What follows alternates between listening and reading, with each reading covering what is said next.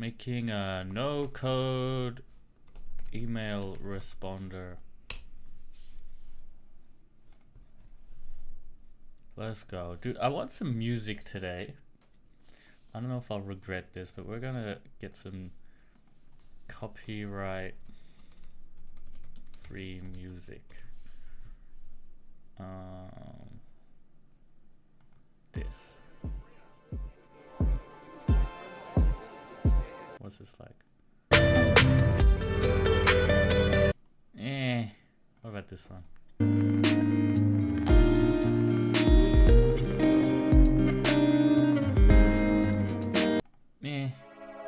This one. Oh, this one's good.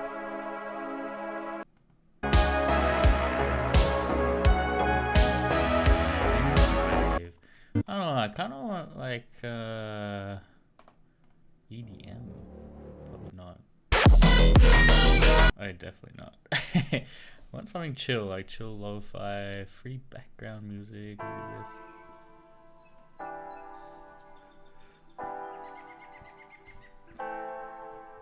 Okay. This is kind of chill.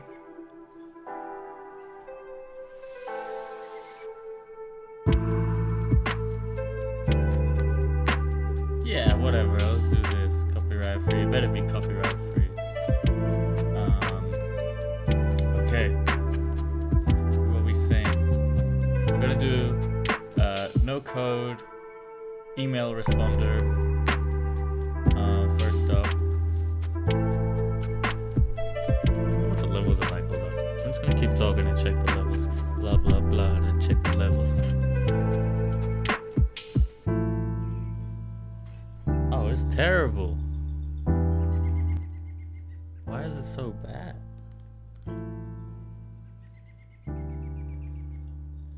I think it's just this is really loud.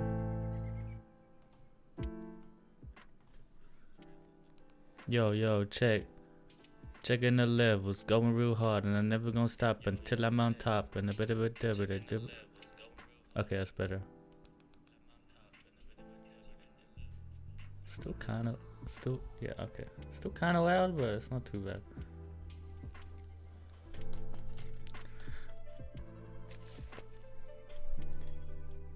I can like barely hear it myself though. It's really weird. Maybe I gotta turn this thing up. Oh, that's probably better. Okay. All right. All right. So we're gonna use this tool, make.com.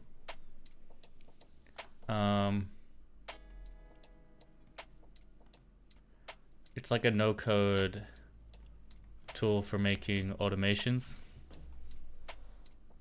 And yeah, you can get it to listen to emails and stuff. So maybe we could make a kind of document with Eraser.io.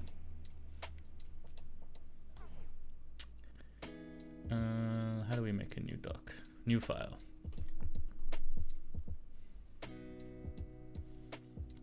Document. No code email responder. And let's go to the canvas and I'll show you how it'll work. So we have, I'm gonna use Gmail. We have a Gmail thing here.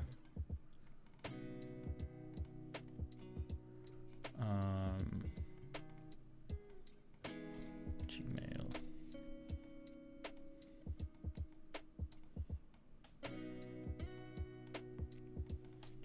And once we get an email on Gmail, this will go to, I'll put this in the middle here because this is our main thing. Make.com automation. Our custom make.com automation. Yo, Clouds in Oakland, what's good, bro? And this will pick up the email and send it to our OpenAI assistant. which we'll put over here. No, we'll put it here. And so this is a custom assistant that we'll make. Is there an OpenAI logo? Let's see. OpenAI. Yes, there is. Nice. OpenAI assistant.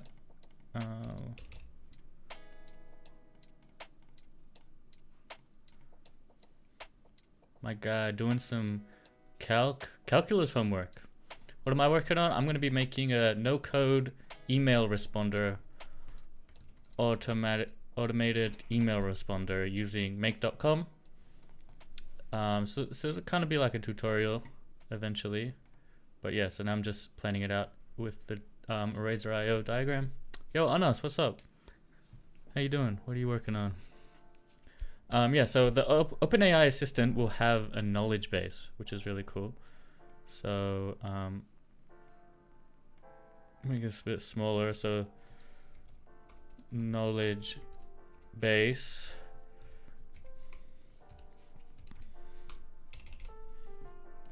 Let's add a email of like books. Library. Just have a book. So pretty much this knowledge base will be like filled up of our past emails.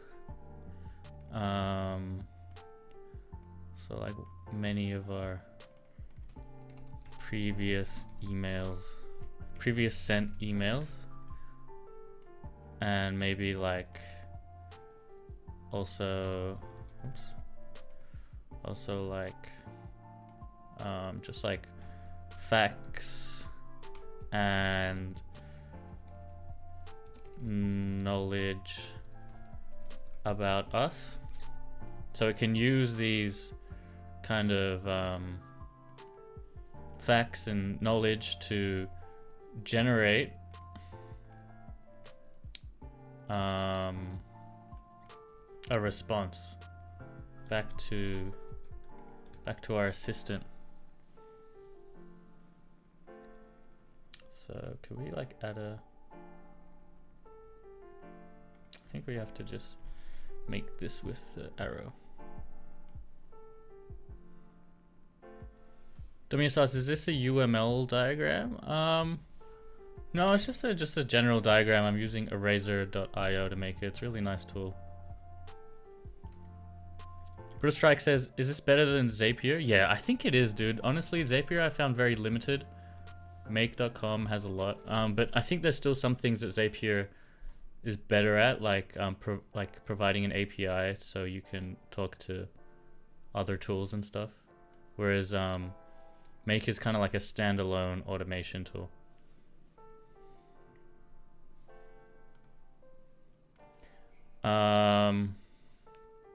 So yeah, so from Gmail, we get a incoming or new emails in inbox. Now we can set this inbox to be like, maybe we have a special folder. We don't want all the emails in the inbox, but just for simplicity, I'm just going to do inbox in general. And then from make.com, we send the new email plus prompt to the assistant.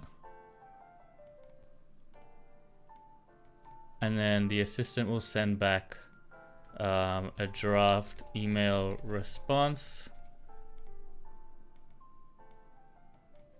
which will then go through back to Gmail, the draft email response. So this is kind of how it'll work. We can kind of split these here.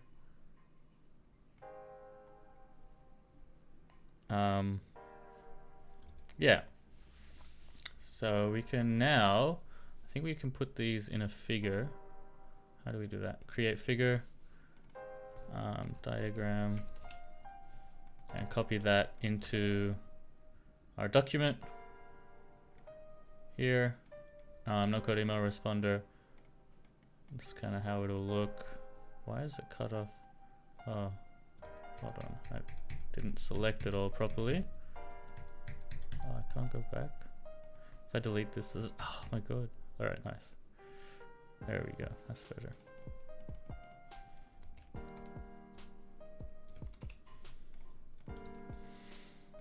Oh, where did our title go? Whatever. Can we make this smaller? No code. Custom email responder. Yep, so let's have the steps. So number one, you need to make a make.com account. I won't go into that, it's really easy. Just go to make.com and create an account. Two, we're gonna use Gmail, so we're gonna set up Google account auth with make.com. Mohammed asked, what's this website? This website here is eraser.io. Really nice kind of diagram tool. Music is so much higher. Okay, I'll turn it down. I don't know why it's so high. Let me check. Blah, blah, blah. I'm talking. Blah. It's still so loud. Why is that?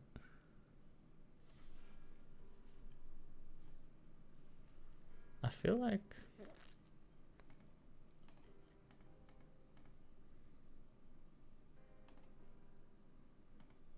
it's something wrong. Oh, I think I know what's wrong. It's a TikTok issue.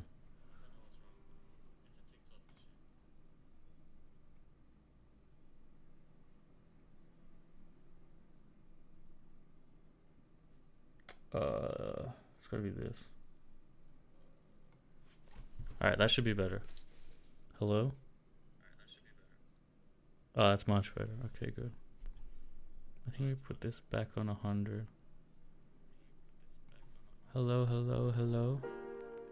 How is the music? It's pretty low now. I think that should be better. Yeah. Jake says Make seems better for bulk actions. They have Outlook and Gmail calendars. Yeah. See, the thing with Zapier, I tried to do like Google Calendar stuff on Zapier, but like it didn't have like list all events, or it didn't have like, it just didn't have everything I wanted. What's the software you design now? Yeah, I'm going to make it with make.com. It'll be a automatic email responder, or if you're talking about this software, it's eraser.io. Jake, let me know how the music mix is with my voice. Is it too soft, or, I mean, right now you can't hear it. Or is it too loud?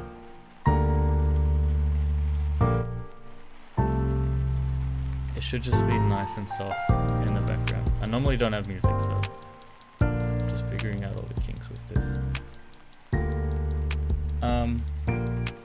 Okay. So, yeah, make a Google account.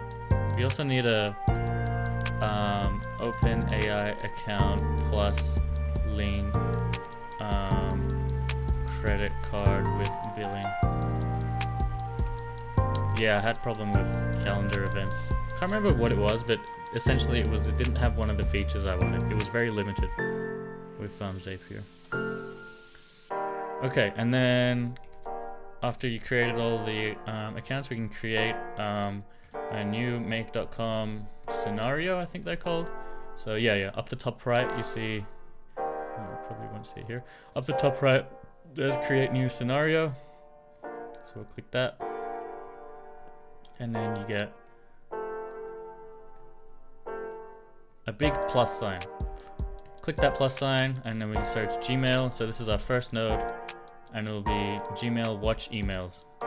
So this will list, you got to connect to your Google account. I've already done that. This will listen to your Gmail. You can specify what folder you want it to listen to, but I'm just going to do inbox. So this will pretty much be every single email. Yo, Mar, long time no see, man. Good to see you back.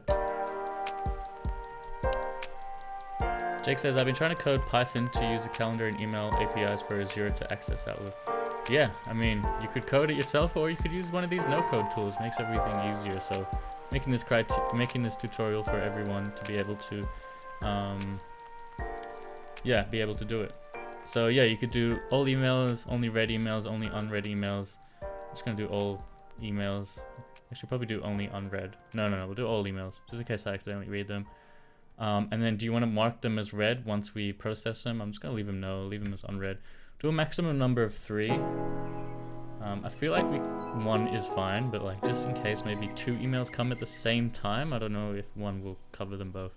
So we're going to do 3, because I doubt we'll get more than 3 emails at like 1 cycle. From now on, and then we'll link, here we link OpenAI. Actually, yeah, before I do this, we actually have to create the OpenAI assistant here. So we'll just add these steps, create the new Gmail node to watch for incoming emails. That's the first thing, and the second thing is now create a new OpenAI assistant with your knowledge base.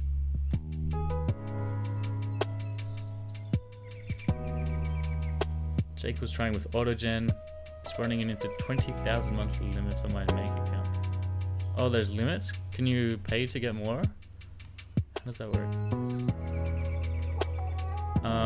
Okay, so creating a new assistant, I'm pretty sure you just go to the playground.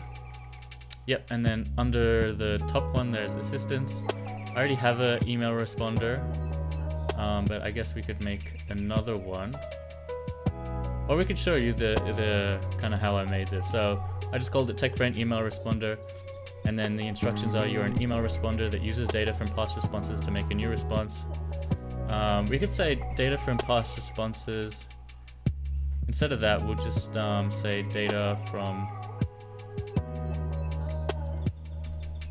your knowledge base to make a new response. Try to keep as close to the same. Okay, so I see, like, I have a knowledge base.txt, which am I able to view it? Looks like I can't view it. That's a bit annoying. Interesting.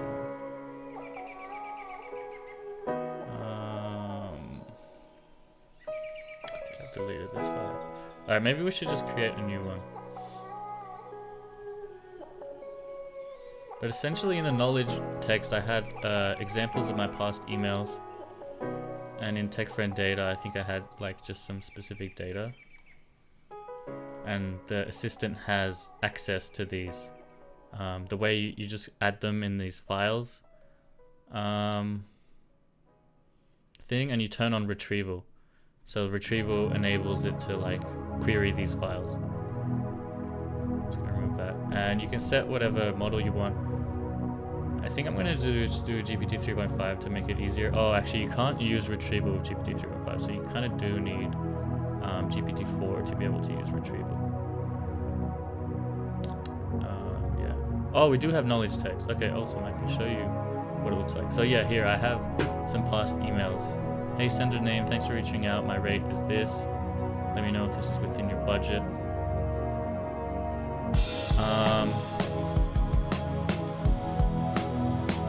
All right, let's update this. Let's update this. I forgot I still had this. That's right. So now I do have some updates to make to that. One update I have is a new media kit I have. Looks a bit shit, but here is my media kit with more information.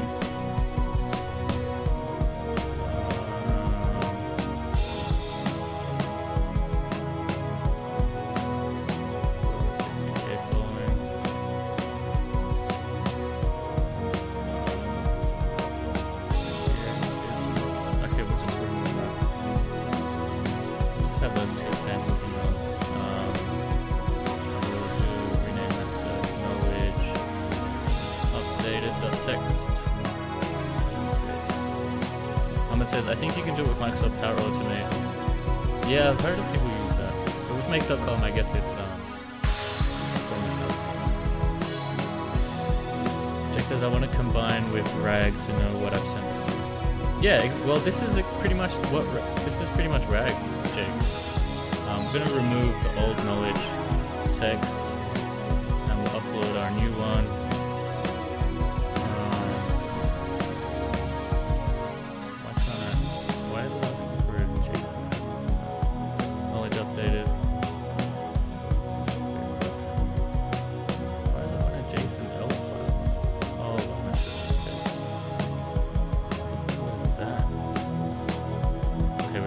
new knowledge. What is this?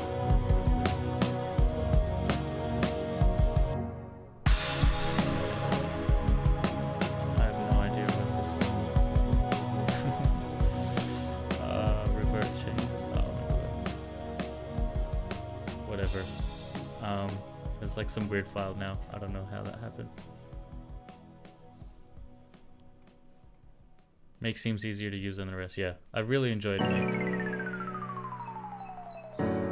It's not saving. Alright, whatever. We're gonna make a new assistant. Let's delete this one. Email responder. You're an email responder that uses data from past responses to make a new response. Try to keep as close as the same responses were removed as well. Just a very simple prompt, GPT-4 retrieval, add our knowledge base. Really simple. So we made that assistant in less than a minute. And that's done. Okay, now once we've made that assistant, we can go back to make.com and link it to the Gmail node we just made. So we'll search for OpenAI. Ronald Dog, what's good, bro? What are you up to? And message an assistant here in OpenAI. Click that, and we've got to make sure I've already authenticated before, but for you, you might need to authenticate. I think number 2 was the best. And then what is the prompt that we want to send? So we want to go respond to this new email. Text content of the email. Oh, we could include the title as well. Title, subject. Or we could do it like this. Subject, content. I think that's a good way to do it. And then the assistant, hopefully it'll find my assistant. Yep, email responder, thread ID. What's this? Thread ID will be where the message is stored. You can find thread ID in Open Playground. If it's empty, we'll create a new thread. Yep, create a new thread. That's good. Great, that was really simple. Jake says, I made a chat GPT assistant instead of the playground assistant at first, thinking it was the same thing. Oh, you mean the custom GPT? Yeah, I think they're different. Add another model, and now we just send it back to Gmail, create a draft. So I want to create a draft instead of sending the email. That way I can manually look in my drafts and then, either edit it or just press send. That way we avoid sending something that I didn't want to send. So what folder should we put it in? I'm just gonna put inbox so I see it. To here we just send it to the person that we received it from. So from that sent message, sender email address. Wait, email no reply. I think that's where it should be. Sender. Pretty sure it's sender email address. We can double check this, but we'll be testing this. Subject, it should just be and then whatever their email was, so their subject. Content, and now we just copy the whole content that the assistant has said. So content, text, value. Accidentally clicked too much stuff. Text value. Pretty sure that's it. No attachments. Okay. And that should be it. So let's see if I have some emails already and not dox myself here.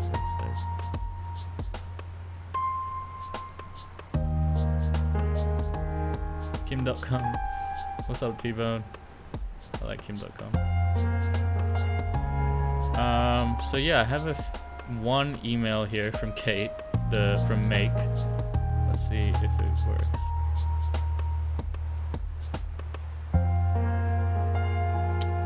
So I'm just gonna run once. Hopefully this will work. Let's see what happens. Watching the emails. I think it got one email. That's good. Did it? Oh no, scenario was completed. I guess it didn't get any more. No bundles were generated.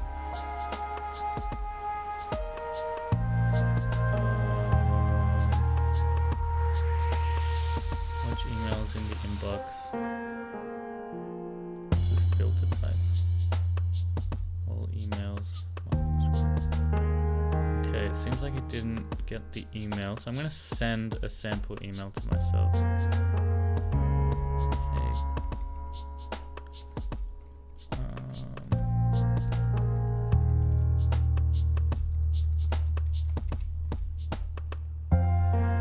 Okay, let's try run that again. Wait, make sure the email came through.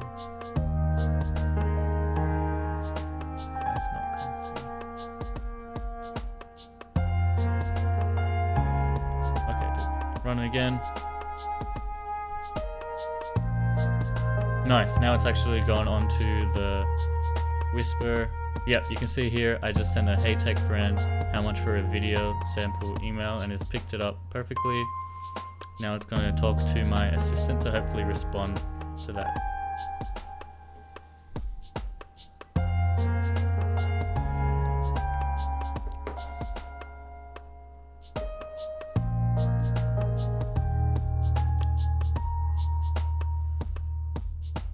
Great. And it created the draft. Let's see if that draft is now in my inbox. Yep. Here it is. Let's see. Oh, perfect. Hey there. Thanks for reaching out. My rate is 400 USD to post on my TikTok and Instagram at TechFriend accounts. You can find more detail in my media kit. And let's see if that media kit. Ooh, did it hallucinate with the media kit email? Is it because of that? I think that close bracket or something. Oh damn! It hallucinates with the email, the media kit. Let me know if this is, but everything else is perfect. Except for the unknown sender. Oh, did it send it as well? Actually, I think it kind of sent it as well. It was meant to go in my drafts. No, it didn't send it.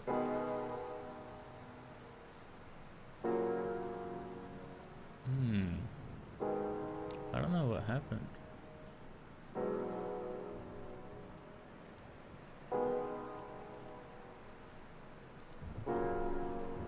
Let's have a look at the integration. It's meant to create a draft to the sender, read the subject of this content in the inbox folder. I guess this should probably be in the drafts folder.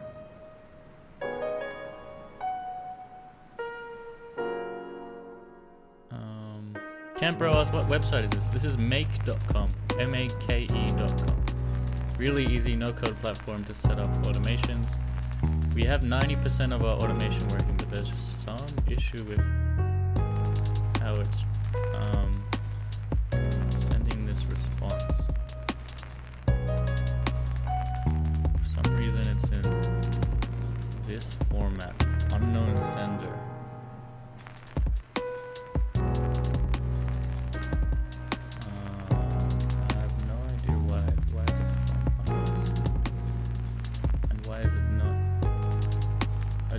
Okay, let's just try that again. I'm gonna send a new email.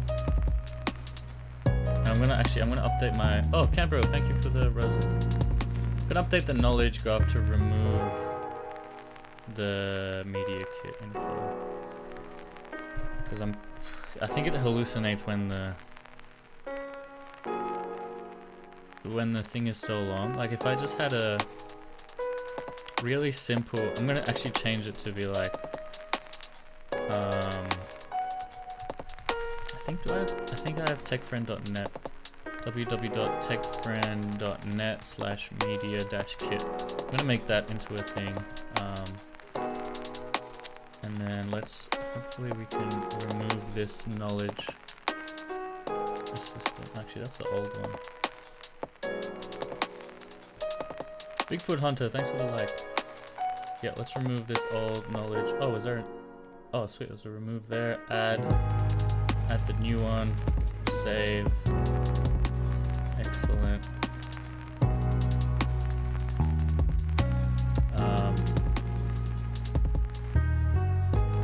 Okay. I'm gonna try this again. I'm gonna send myself a new email. To Rash subject promo video.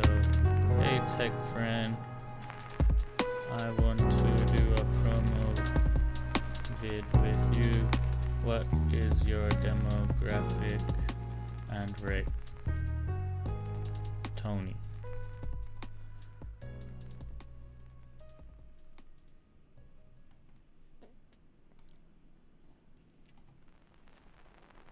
And that should come through.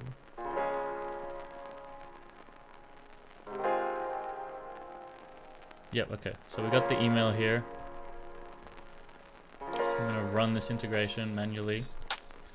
You can set it up to run like every 15 minutes or every 5 minutes, but we're just running it manually, just make sure it works.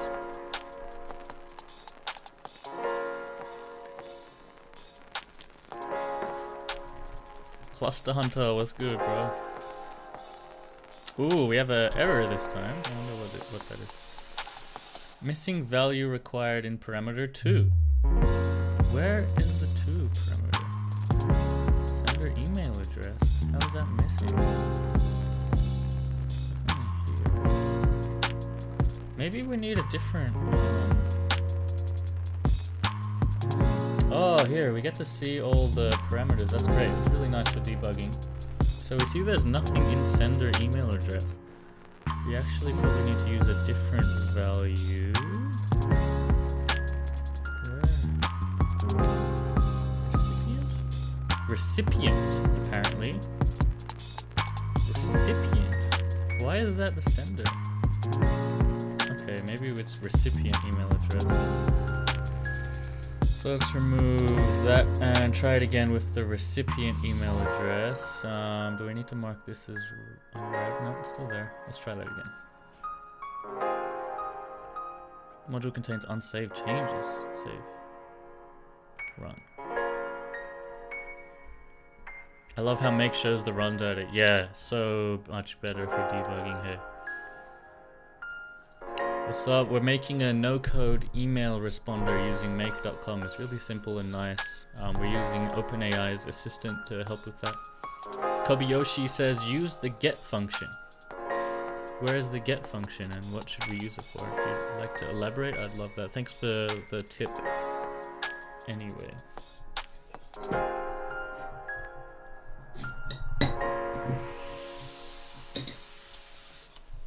Okay. Work. Let's see.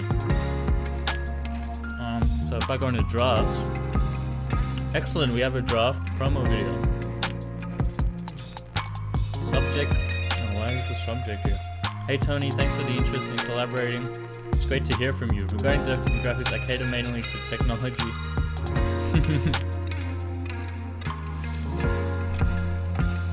It's actually kind of legit, even though I didn't tell it that. As for my rates, 400 US for a post. Perfect. Feel free to check out my media kit. That's really good. It's all good information. Just the new lines and stuff are missing. The formatting. But yeah, I'm really happy with that. And oh no, here's the issue. Now it's sending it to recipient. This is what I thought. I'm the recipient. It shouldn't be sending it to me. It should be sending it as a reply. So I don't get that. I don't get why. Let's have a look. I think we can see the logs in operation 2. Actually, probably here. Recipient.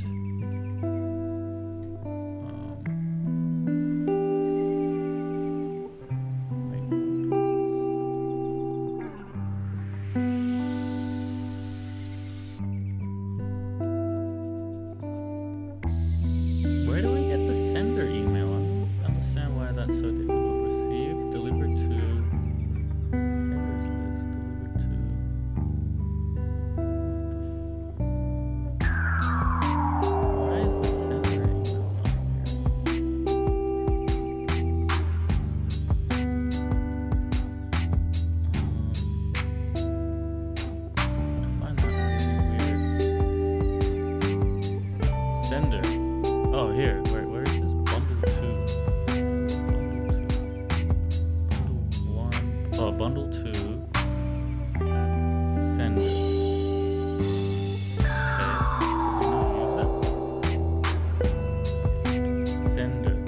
That's what we tried before, but it was empty. I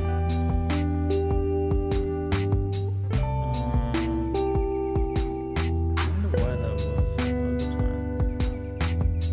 It's really weird. I'm gonna save that. And it's still in my inbox. It is. Oops, let's mark that as unread. We'll delete this other one. Let's try that again. I don't know why it didn't work that one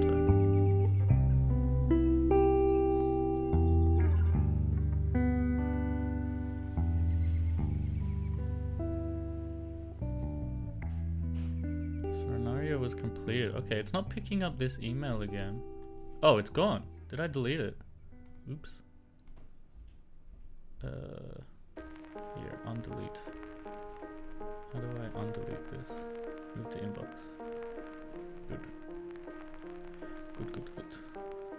Run. James, do you have recommendations for AI platforms that create images? Yeah, for sure. I think the best one is Midjourney, but it costs money. DALL-E 3 is also pretty good if you have a GPT Plus subscription. I think you can also use DALL-E 3 for free in Bing. Otherwise, if you don't have the subscription, for completely free, you can use ideogram.ai. I think that one's really good. And also Bard has image gen now. So yeah, there's a lot of options. Alright, that finished again. Let's have a look at my draft. Another one. Oh, perfect. Now it has it as a draft already to send back to the email responder, and I can edit it if I want and click send. Perfect. That's exactly what I wanted. That's it.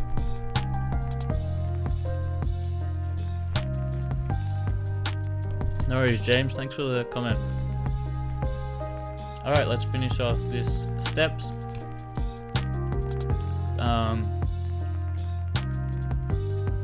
Create OpenAI node with assistant to generate a reply to the email.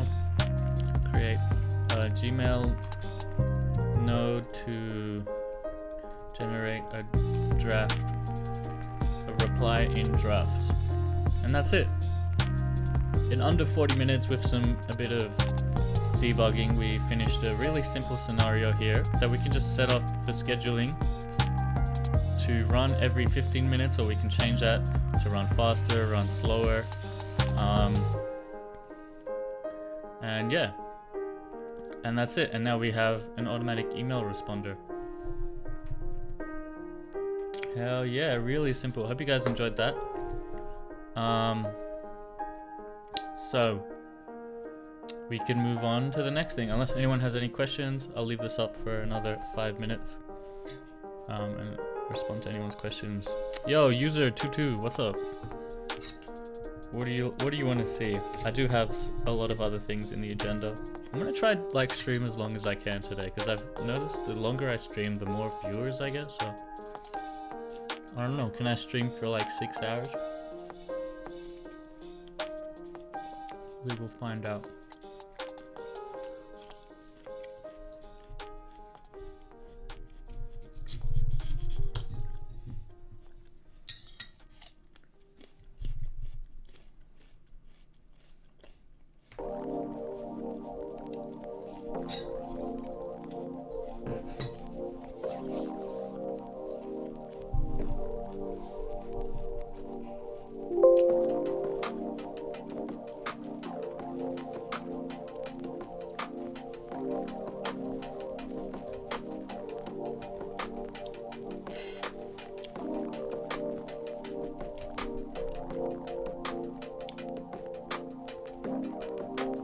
Oh, I wanted to make a landing page for myself.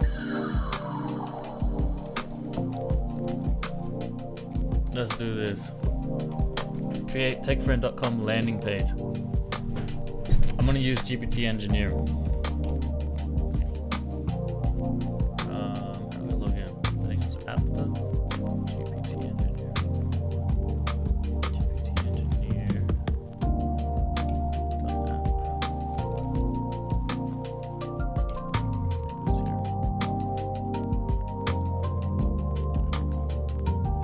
Sweet. Ooh, message from Dimitros. Good to see you. Maybe if you had a regular time of streaming or pre-publish the time, would increase views. Yes. If I knew you were streaming, I would not miss any. Aw, Dimitros, thank you. Unfortunately, yeah, I don't have like a schedule. So whoa, what's this new project? No, stop. So yeah, I'm sorry. I understand the frustration. I wish I did have a regular time. Yo, Raider Duck. No worries, bro. I think you just missed it, but this is actually, I kind of made this with you in mind. I just set up, I'll just show you again. I just set up an automated email responder. It was really simple to make. Maybe you can watch this VOD again to learn how I did it. Or if you're watching on YouTube and Twitch, I think you can rewind to see how I did it. But it was really simple, no code required. Using make.com, you can set up an automation to automatically respond to your emails. I'll go over it again, what I did. So you create a scenario. I already had it here.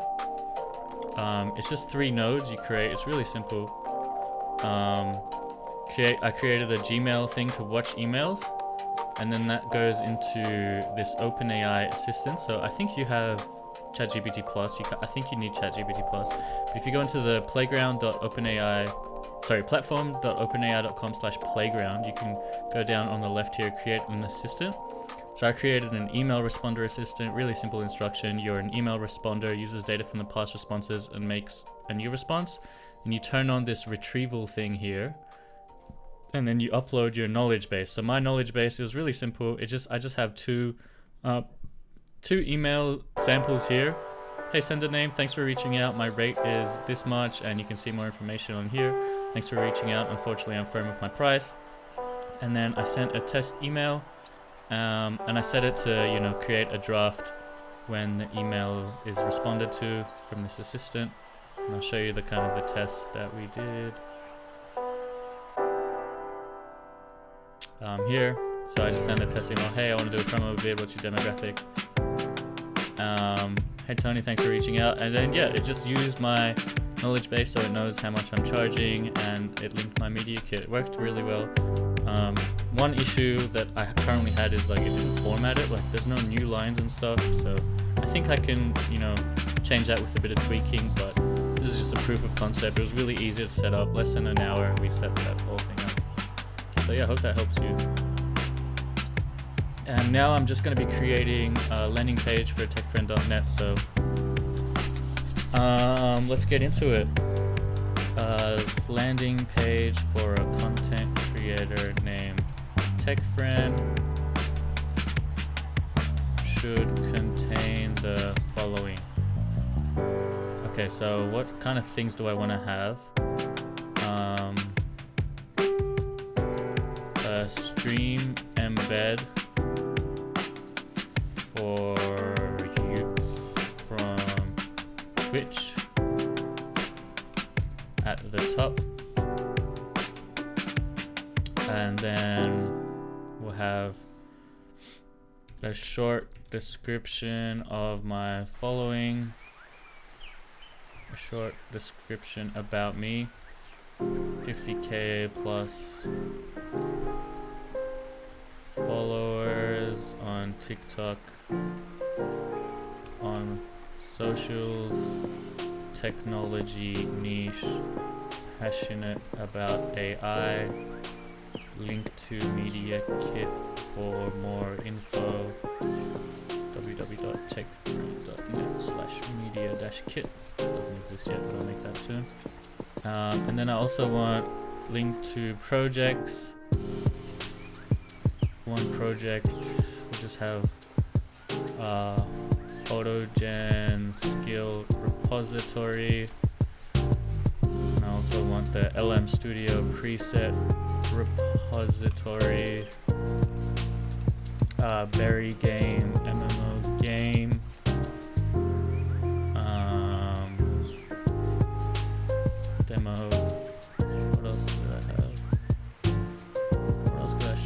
timestamp genius.com automatic YouTube timestamp generation software as a service. Okay, create me my website, GPT engineer, please. Jake says, I need to watch your AutoGen Studio stream, I missed it. It's very basic, Jake. You're not missing too much. But yeah, I still think AutoGen Studio is a great tool. I wish I just had a good use case for it. That'd be great. This is awesome. I love GPT Engineer, man. It's gonna make me my whole landing page specifically like how I asked it. You can see it's already made my Twitch embed, my about section, project section. It's just wow. This is like, it's one of my favorite tools for sure.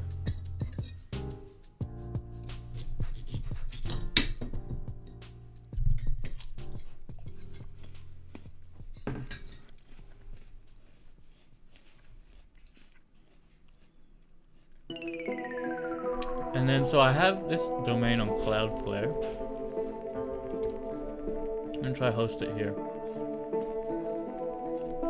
Yeah, techfriend.net. Right now, I don't think anything is hosted here. No. So, wow, it's ready. Less than 3 minutes. How fast was that? Let's see what it looks like.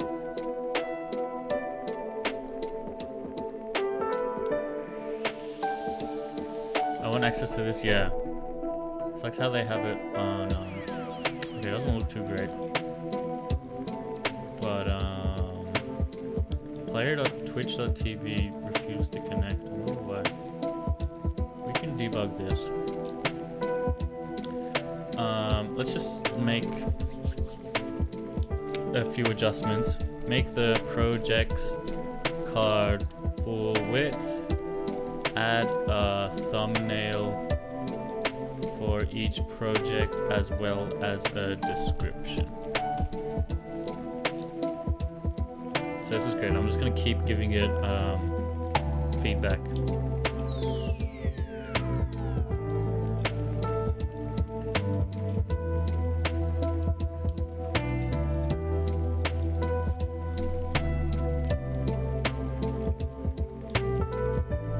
While that's happening, let's create our LM Studio preset repository because we don't have that.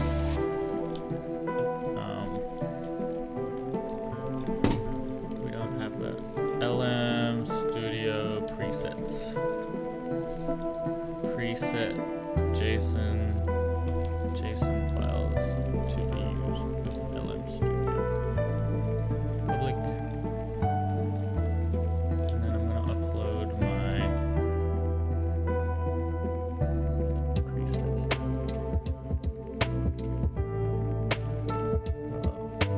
I should have. Oh, we can create a new file. Upload an existing file. Oh, sweet. We can drag files here.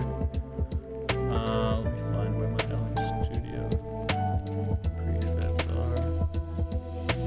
Let's see if this GPT engineer is. Or is this a white screen? Refresh. Damn, looks like there might be an error. Got the construct image, please use a new operator. Damn, this is my first time running into issues with I think we can manually change the code here. If we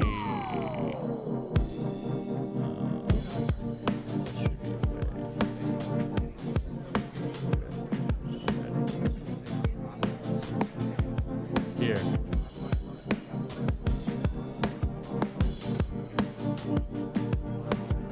Git clone code here as well. Let me just first get these presets. I think we go here, open presets folder, perfect. Okay, let's upload some of these presets. So what did we have? Magic Coder, DeepSeek Coder. I think everything else is. Oh, Starling.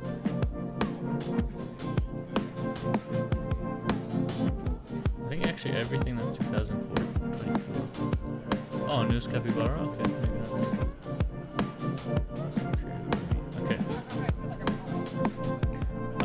Initial presets. Okay, so now if anyone wants to download these presets, they can check them online. Repository aj47-lm, sorry, /lm-studio-preset. I'm gonna add a readme that just says this as well. Cool. All right. Now this landing page. I think I need to create. Let's see if I have an account with. Looks like maybe I don't.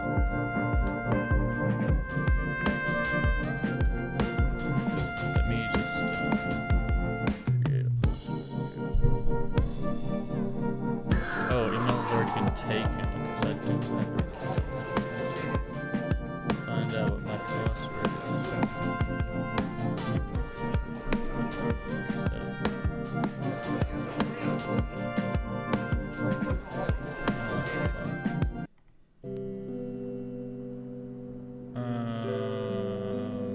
Reset this password.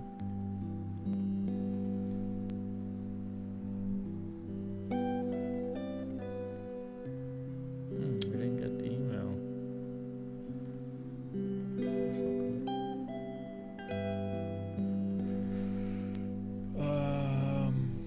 So I couldn't create a new account with that email. It also won't give me the password reset. Because it says if I want to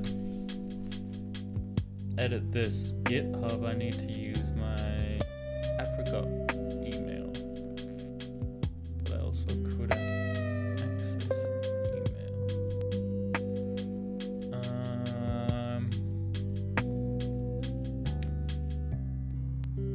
That's pretty annoying.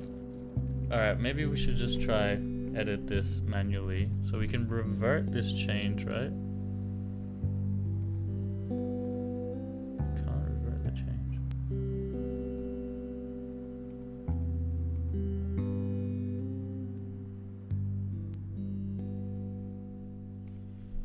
Revert the change.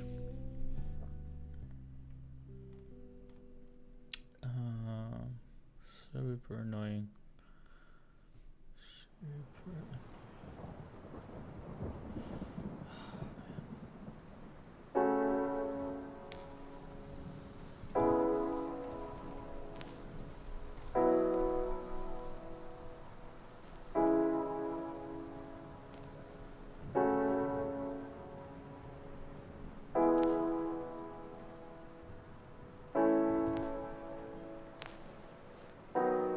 Email's already been taken. But I don't get a reset. Oh man. Why? As if they don't have a GitLab login with Google.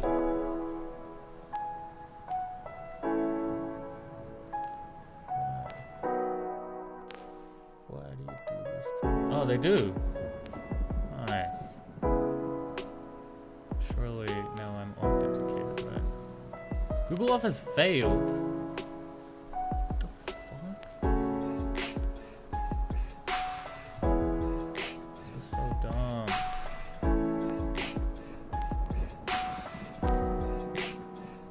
Oh, nice. I finally got it.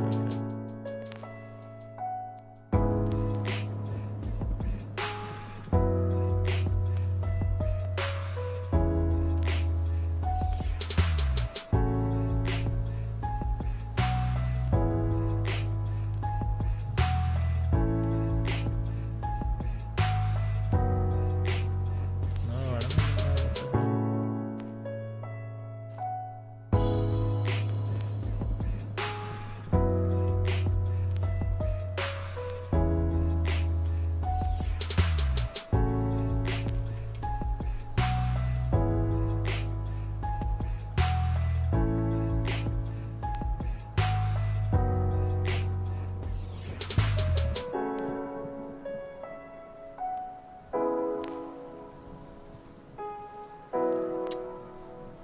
is really dumb.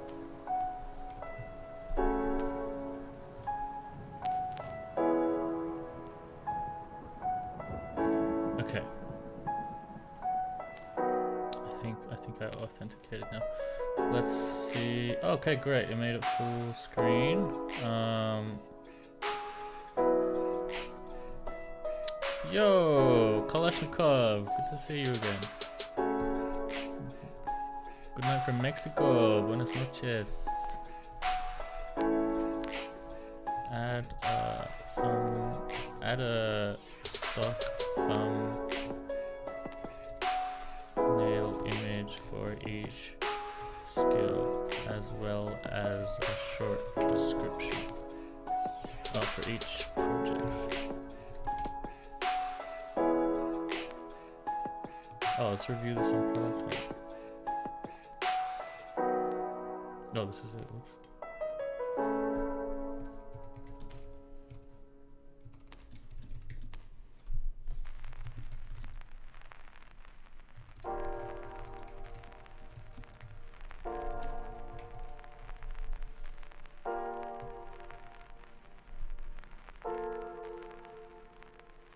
All right.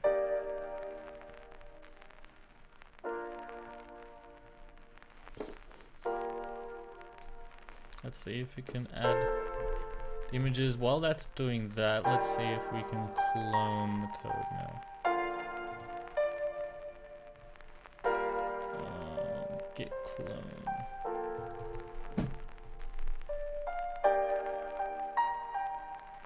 Oh, actually, I don't know how we would do this specifically.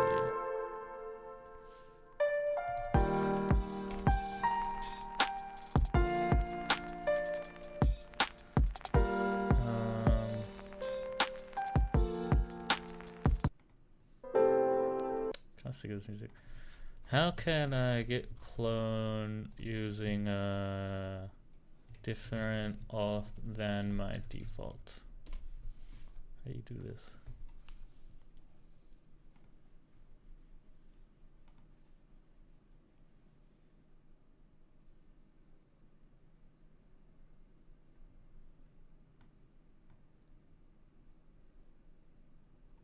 Aha.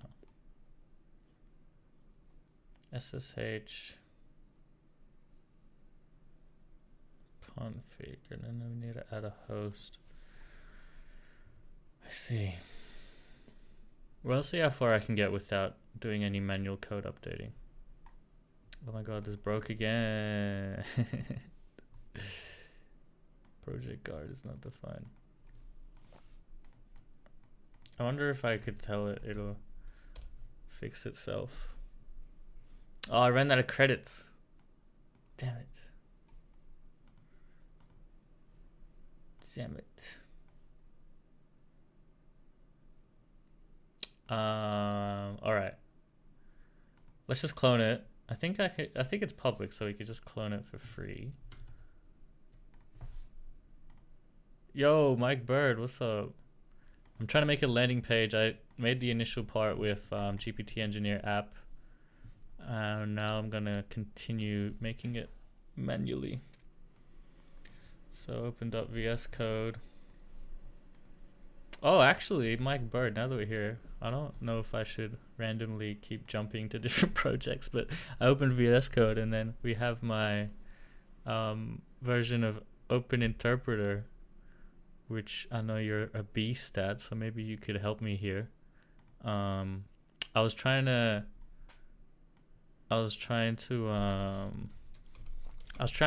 implement the editing thing, but I have some troubles that maybe you could help me with. If you don't want to, don't worry.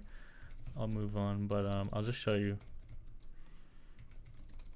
Also, by the way, I've been using Tiny Llama. It's only a 1 billion parameter model, but it's super fast, like just for testing stuff. Check it out, Tiny Llama. Oh, actually, I have this issue when I do -- local. It doesn't do LM Studio anymore. It tries to install Pi 2 or Phi 2. I don't know if that's like an issue. But yeah, check this out. See, it like stalls, and then I like updated to the latest commit kind of recently, and I think that's what did it.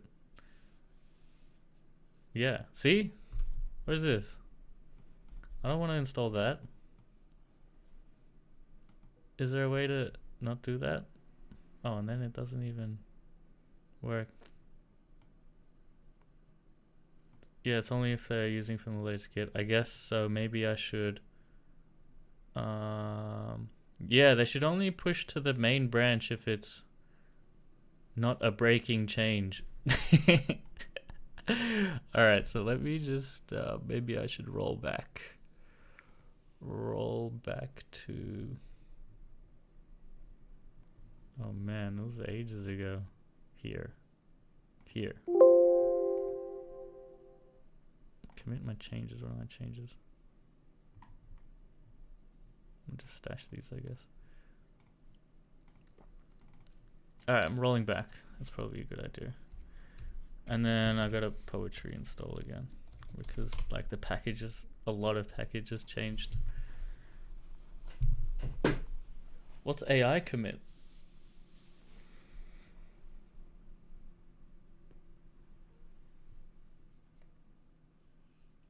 Oh, that wasn't too bad. It took ages last time, but okay, let's try again. Poetry run local.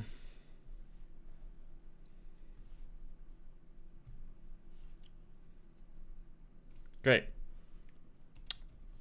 Write Python to print hello world. Look how fast that is. I'm pretty sure that was local. Yeah. So fast. Okay, so now I've done it. Click no, and you can do %edit, and then that'll just open it in whatever file, and then you could change it, save that, and press enter. And now here is like, I don't know how to show this code block again and get the user to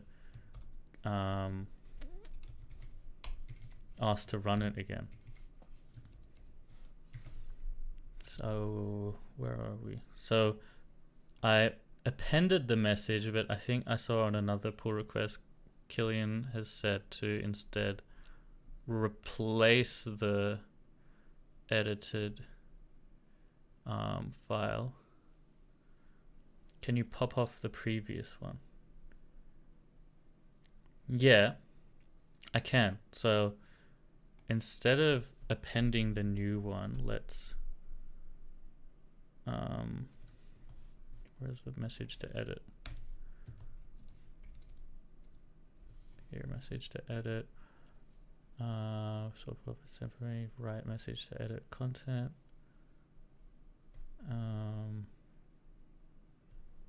Monitoring file changes with open message to edit content read. Okay. Equals read. I think that's it. So this is it. So message to edit is the message.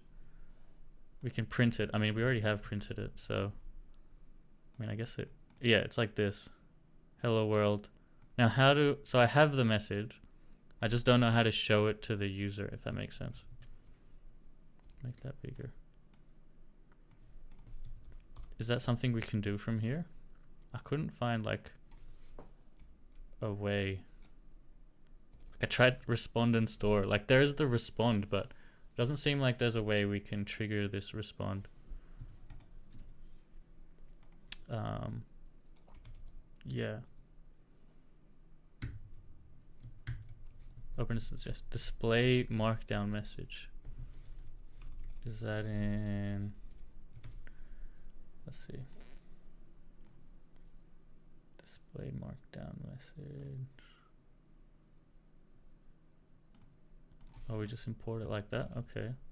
Let's see. Display markdown message. And then do we show the whole message?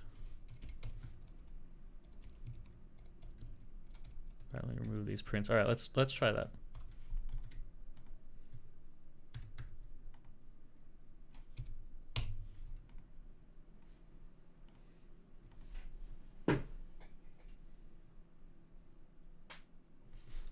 Print hello world in Python.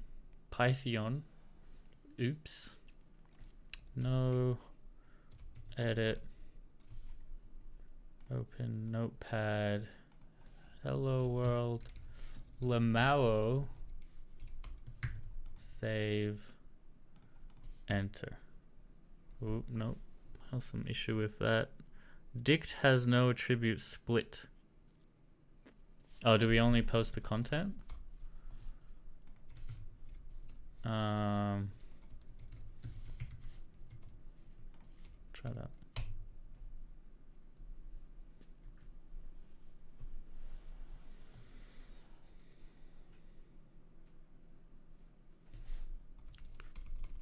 Print hello world in Python.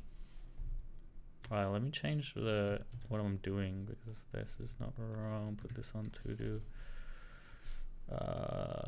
Making edit command for open interpreter.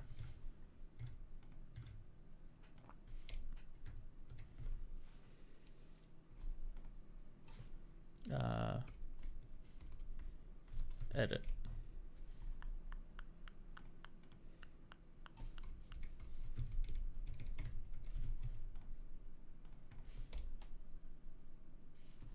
Oh, well, it displayed it, but it didn't display it in a code block. That's interesting though, so I didn't know you could call these. What terminal interfaces utils? What else do we have in this folder? Display output in Jupyter. Display output? No, display.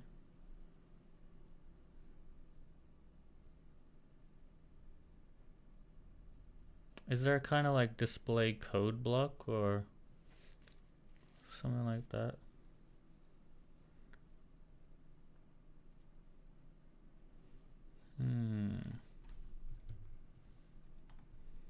Oops. Print hello world, like, where do they say run this code? Terminal interface. Like, I wanted to ask this. This is in respond, right? And I wasn't able to just call respond.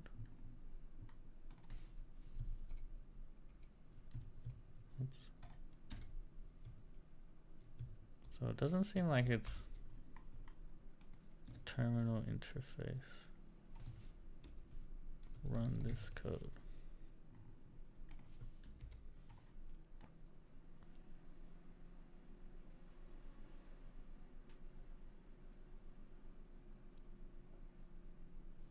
So how do I get this to trigger over the code block? That is the question. Type equals confirmation.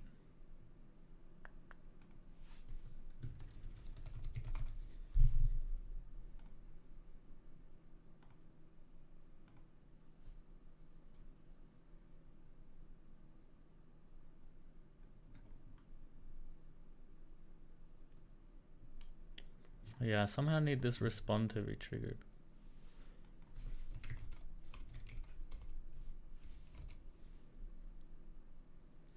And that's only called in core.py, respond in store.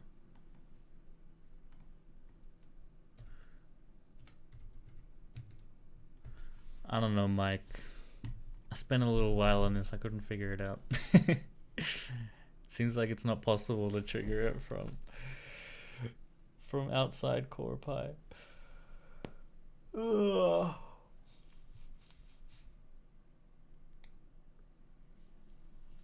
Like, yeah, it shouldn't be. It's like I just need a function to, like, you know, resend the last message kind of thing. Anyway, maybe I should. Yeah, I'll just leave it for now, and hopefully, if you can help me, that'd be awesome. I'm gonna move back to creating this landing page. So we got the git clone, did we? Here, git clone. clone. Let's clone this.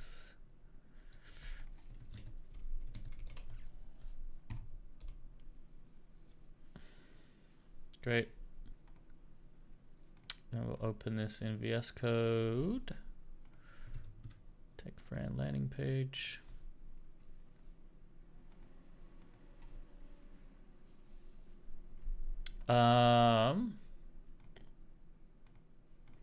Install the modules. Someone suggested a new GitHub Copilot type thing. A new Copilot. What is it called? Bloop. This one looks pretty good. Bloop is a chat GPT for your code, ask code in natural language, generate patches using etc. Seems pretty good. I want to try it. To do that, we download the app for Windows. See how it works.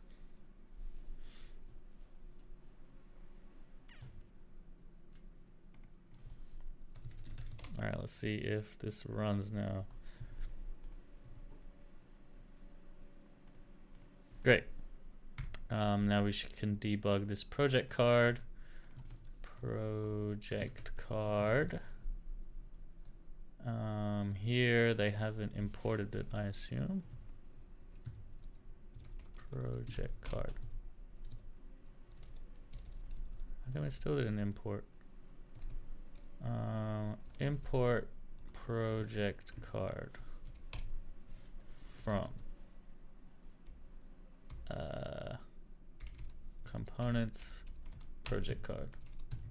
Will that fix it? Yay! We fixed it. Now I don't want them to be full width, so to change that, I think we can, let's move this down here.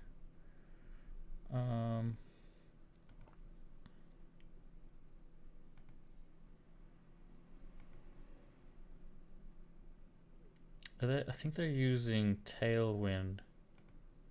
I'm gonna try only do code edits with this Bloop tool.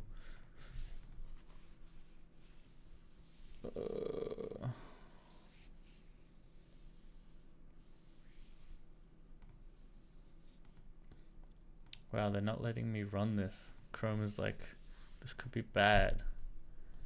I mean, it could be. It is open source, but you know, they could be tricky and have a virus in their executable. 8K stars. I feel like it should be pretty decent.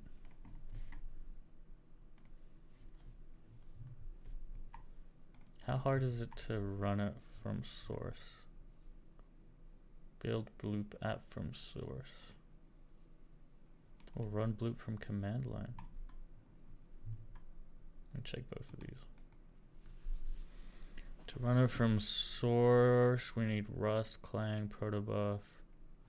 Run it from command line, Rust, and Onyx, and Cargo. Is it, what's that virus total? Is that a thing? I think you can just check files with this. Choose file. Oh, what? It didn't even let me download it. That's interesting. Oh, okay. Still have to download it. Choose file. All right, let's see.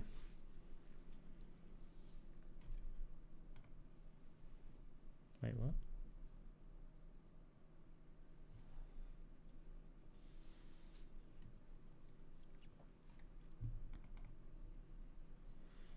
Let's get the music back.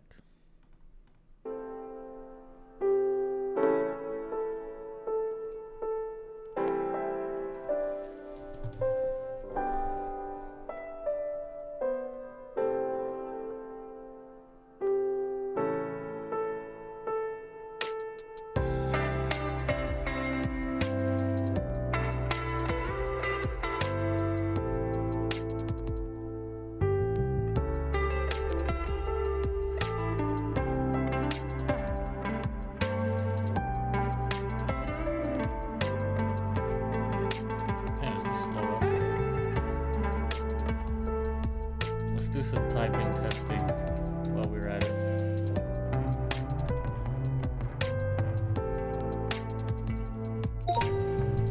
Bro, what is this non-mode words?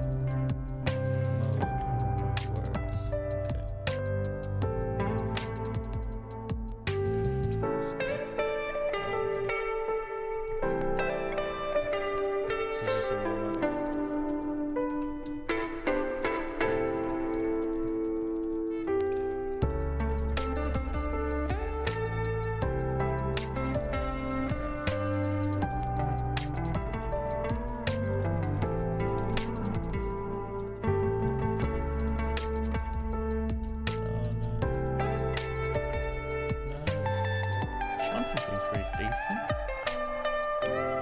Beat it? Let's try again.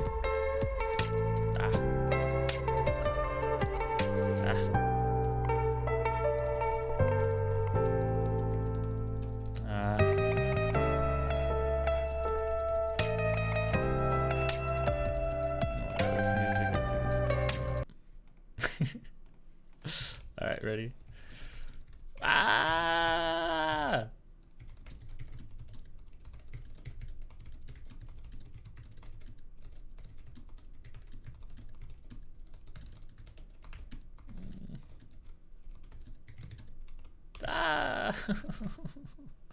It's even worse.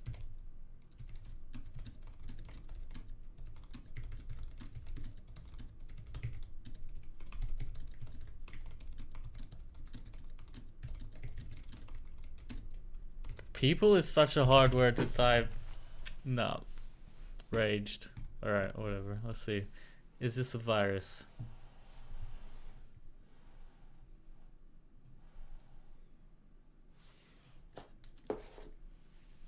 Nice. Cyber Reason undetected. CrowdStrike undetected. Undetected. Seems pretty good. Alright, I'm gonna run it.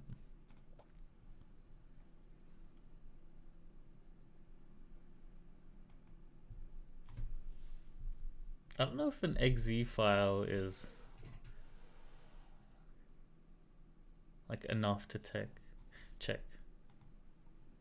Like, this is just the installer. Like, we should probably upload the file that. Oh, it didn't even let me run it.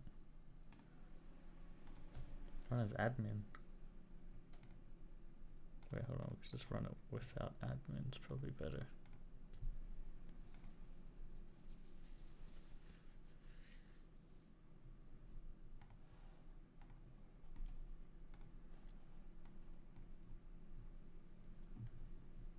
Okay, most people are happy with its setup, at least.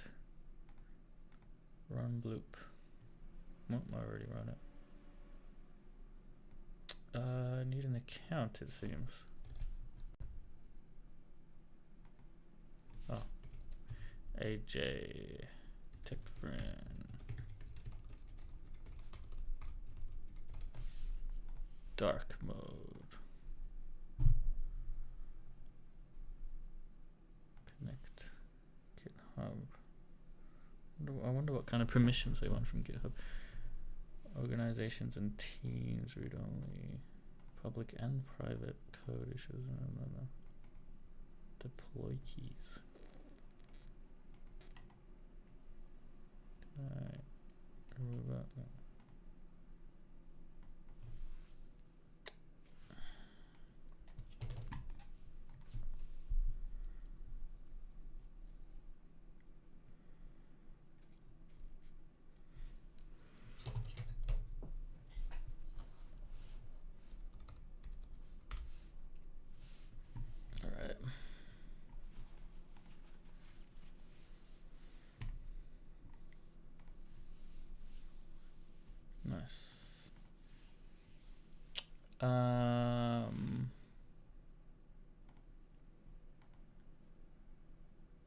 Local repository, tech friend, landing page.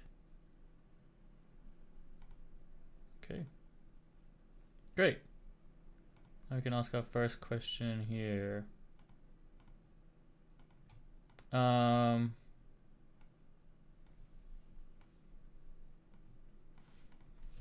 I want to change the render of the project cards such that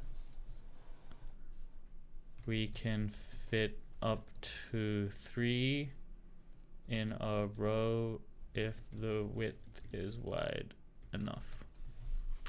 Good night, Brutal Strike. Maybe I'll see you in the next stream, which we might start on Berry Game in 8 hours or so. Alright, sick. It's able to look at the files and be able to determine what to do. Can I make these bigger for you guys? Not really. Oh yeah, I can. To render the cards in a group in a row up to 3, you can use a responsive grid layout. You can explain the current VStack that wraps the project cards with a simple grid. Oh, awesome. So simple grid, is that a, I assume that's a chakra thing as well. Yep, it is. But how do we get it to actually do the changes? Is that possible?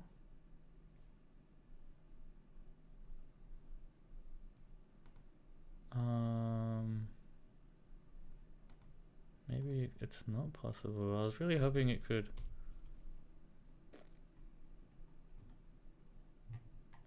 Can you do, can we say change the files?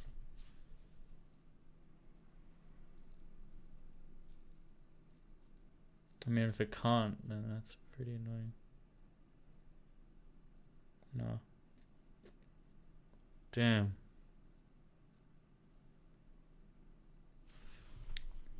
But that's pretty cool though, because it can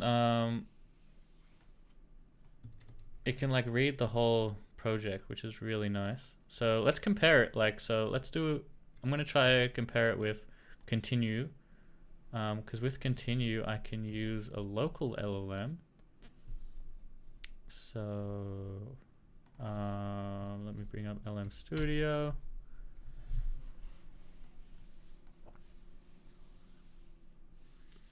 Why is it? There we go.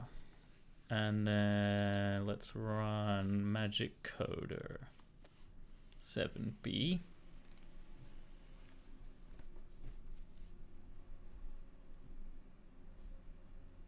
And I think I have a Magic Coder. Yep. Oh no, I deleted it. Ow. That's so annoying. It didn't even ask for a confirmation. Oh my days. I mean, I'll just use DeepSeek. I think it won't really make a difference, because all the presets are handled by here anyway. Magic Coder, start server. All right. I'm gonna ask it the same thing. And no, cancel. Ask it the same thing. Well, let's restart the server. And we actually will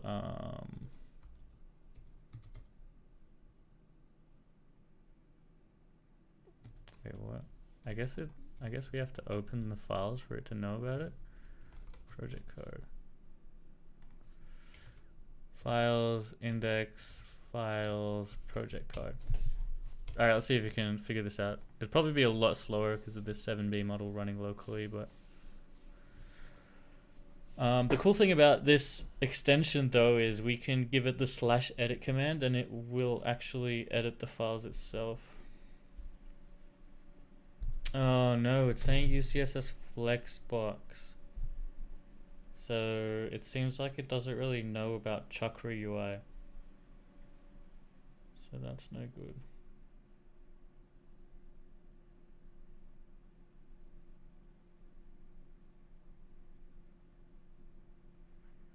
Yeah, that's no good. Let's cancel that. How about we try it with GPT 3.5? It needs my API key.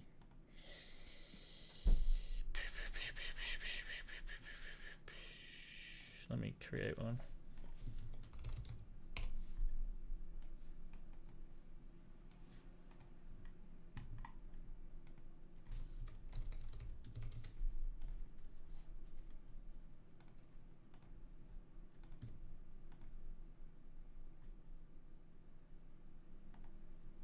Okay. I've created the GPT 3.5 API key.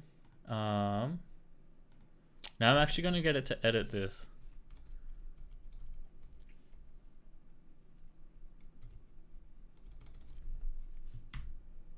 Like edit, and then, oops, hopefully you guys didn't see that.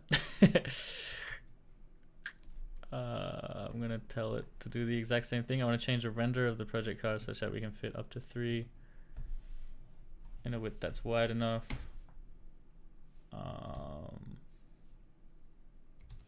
And I'll give it the context of the whole file. We want to use GPT 3.5 Turbo. Let's see.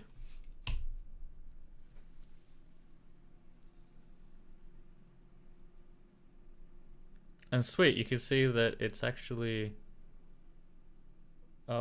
stack. We probably need to do an import as well. So hold on, let me reject it and we'll give it the whole file this time. Oh, it did have stack imported. Wait. Oh, whoops.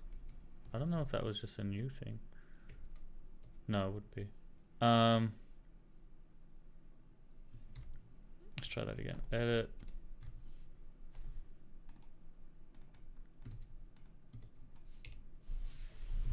The cool thing about 3.5 Turbo is it's so fast as well.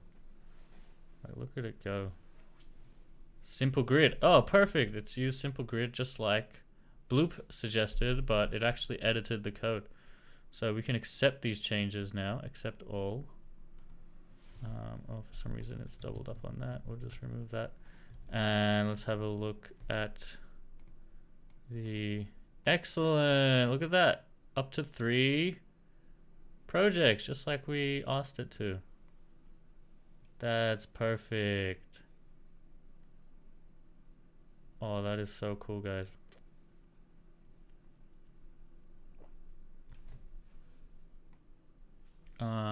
Yeah, it's a bit of a shame that Magic Coder wasn't very good at that. But yeah, GPT 3.5 is really cheap as well. So we can have a look at the usage, maybe 2 cents. And I wonder if we can see activity for today. No.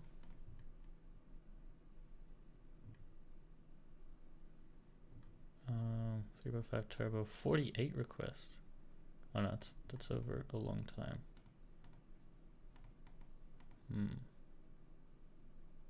I guess I'm not tracking the key. Oh, I am. I don't know. Alright, so let's see why player.twitch TV refused to connect. Let's debug that. Because Ancestor violates the content security policy. Frame ancestors example.com.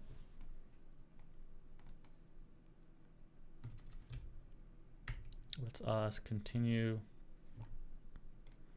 Why am I getting this error?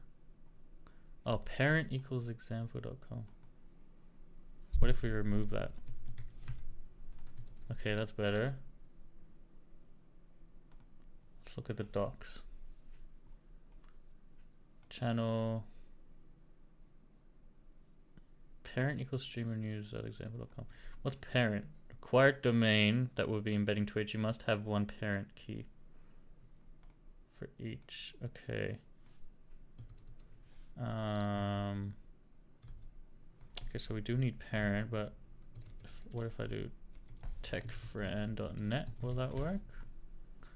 Or I think I have to register that parent somewhere probably.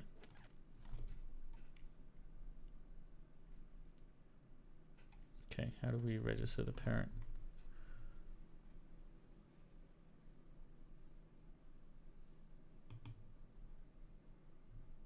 Or maybe we should do a YouTube embed. YouTube live stream embed.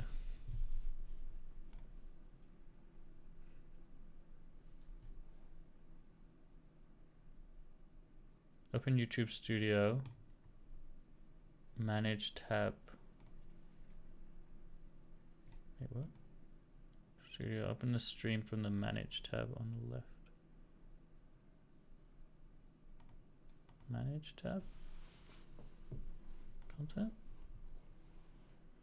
Where's the Manage tab on the left?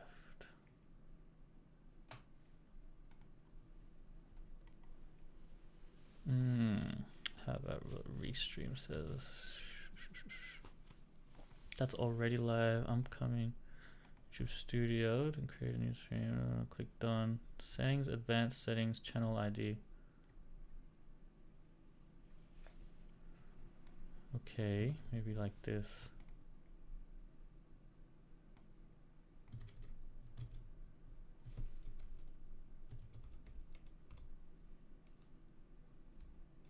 What the hell? Wait. Oh, it's a whole iframe.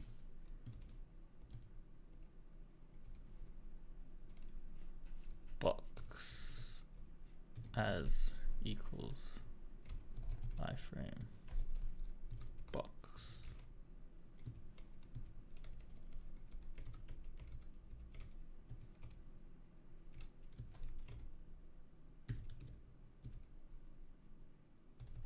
How about we just copy this?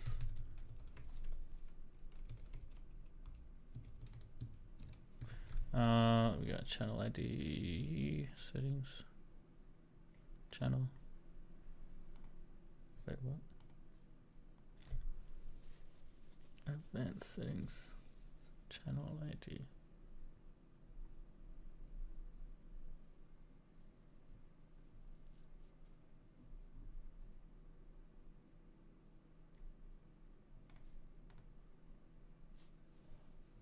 Is it this? I reckon it's this.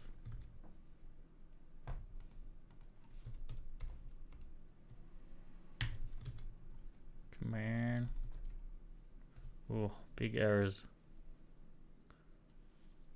Oh,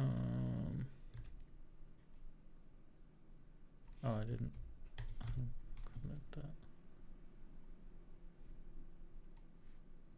No routes matching.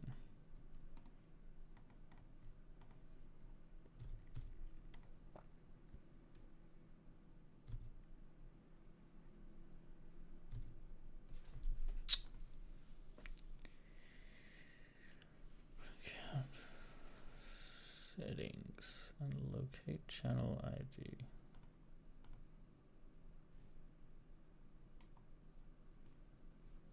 Right here.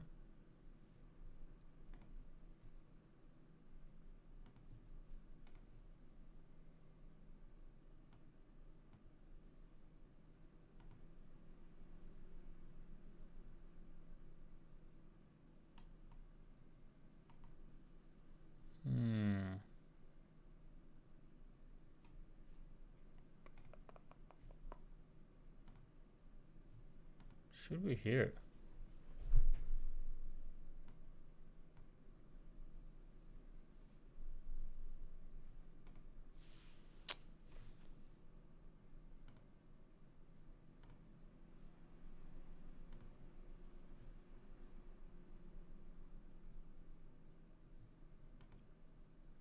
Oh, maybe here. Advanced settings. There we go. Oh, that is what I copied though. Right? Yeah. Wait, what is this? Maybe it's that? Wait, what the hell? How about now? Damn it.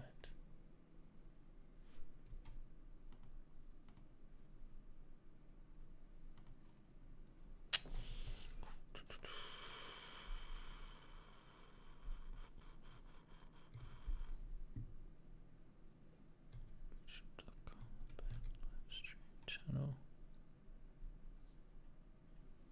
Looks good to me.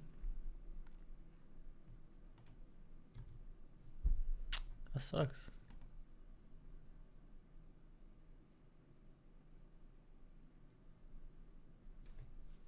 How about this one? Streamer Studio. Maybe I can do it from here.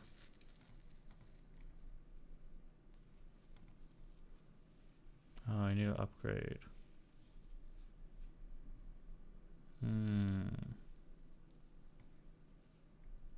Damn.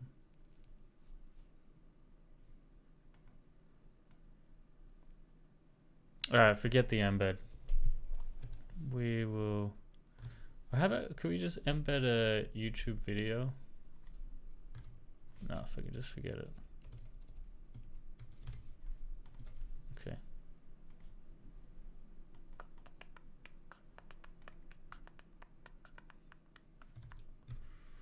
Let's see if GPT can make this dark mode.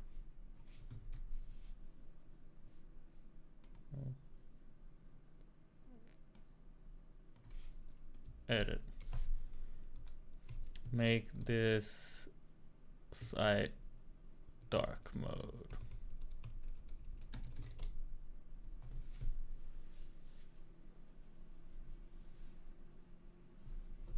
Nice, they have a theme.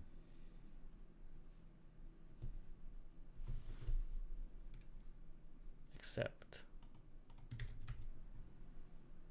Now we've imported this twice. Oh, big error.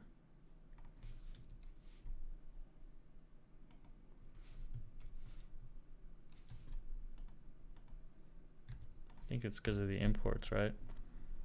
Extend theme is not defined, yes.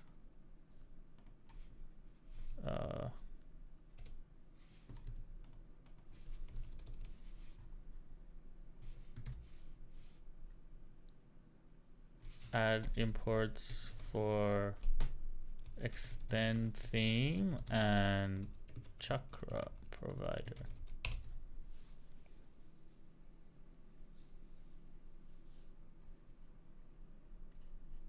Okay. Maybe I deleted the wrong one before.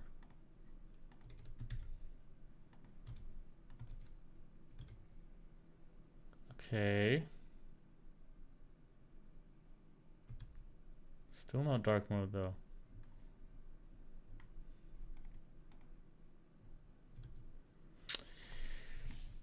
Come on.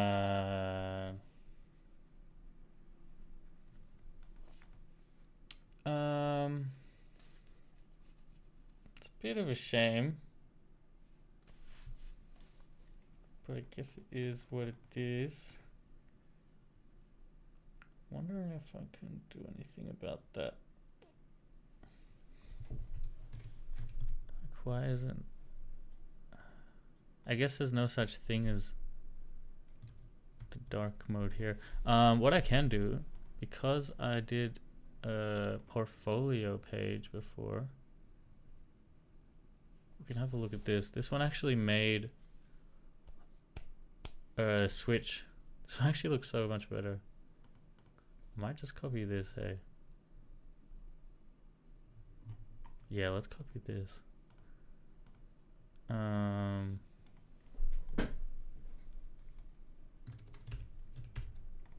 It just looks so much better.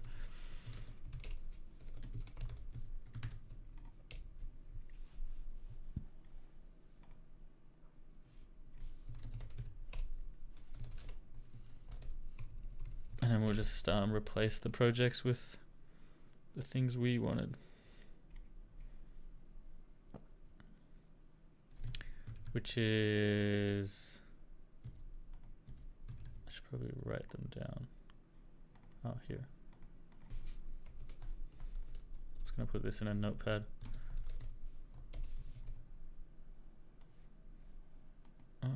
Put it there.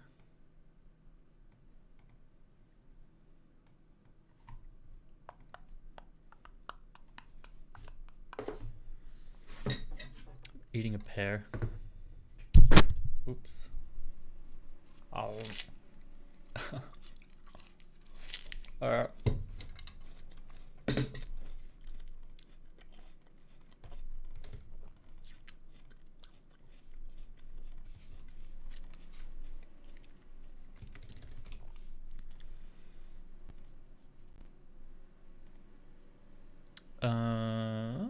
pages, index. Sweet. Oh, it's got the projects like this. That's actually really cool. So we'll have AutoGen skill repository, skills that can, repository of skills that can be added to AutoGen of Python skills. GitHub AJ47. What was the URL?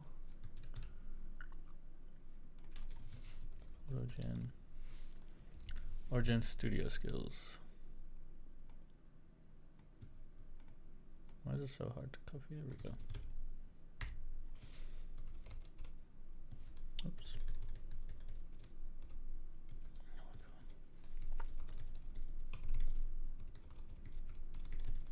Okay. What does live do? I don't know. Let's see how that looks.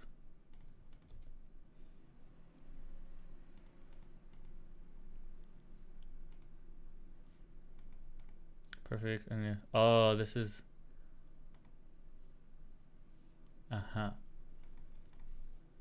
Yes, it's like if there's a live site.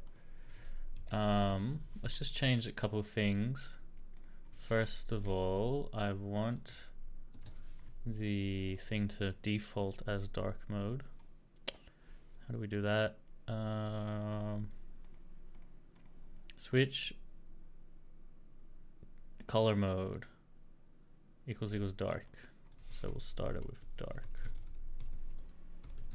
Right? And then if I refresh that, I should always. No.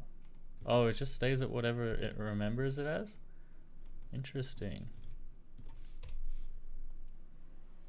Default is light. Let's see, color toggle mode.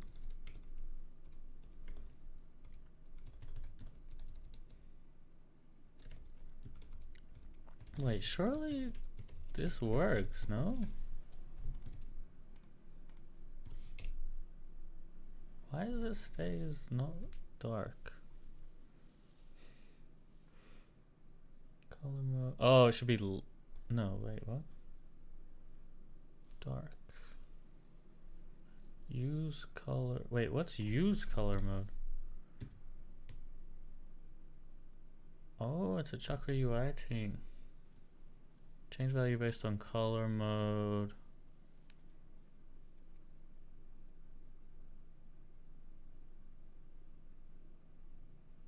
Oh, that's sick. They have an icon. Moon icon, sun icon. Oh.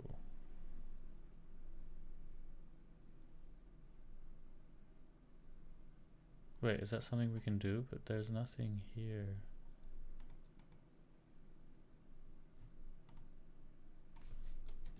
Oh, let me Google an example of this.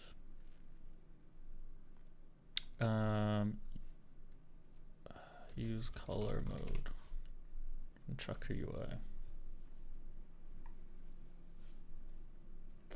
Config. Initial color mode light. Use system color mode false. Okay, do we have an extend theme here? Extend theme. We don't use extend theme. We definitely should.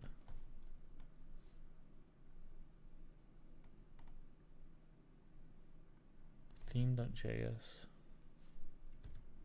Do we have a theme.js? Nope.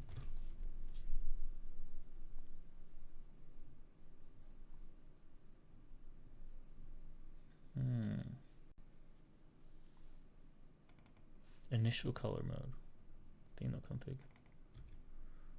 We have a color mode switcher, but that's it. We don't have a.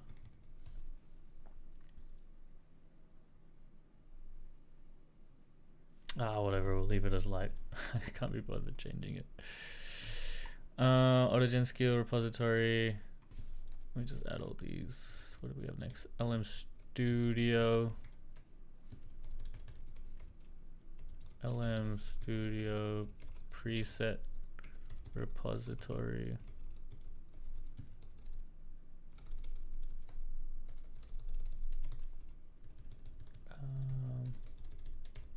LM Studio presets. Is that correct? Yes, perfect. And we got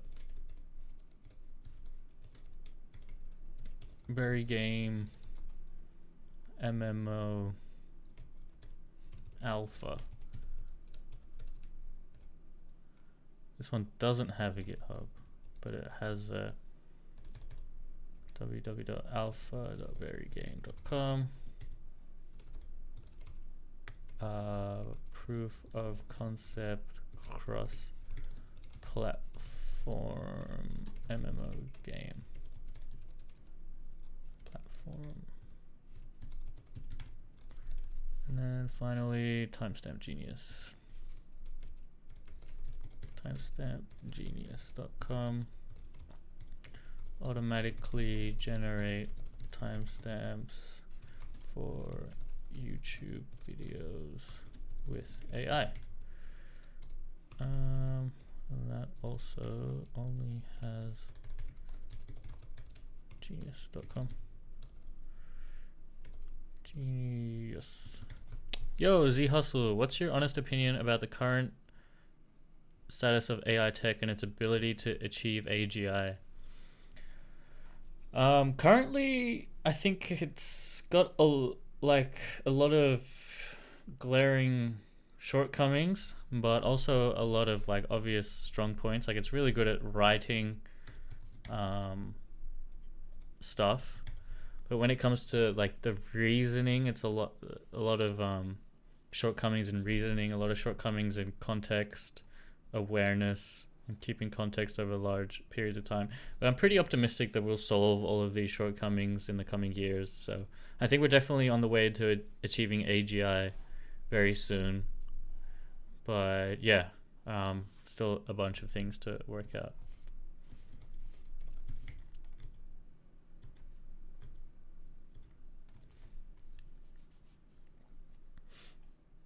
Let's see how this goes.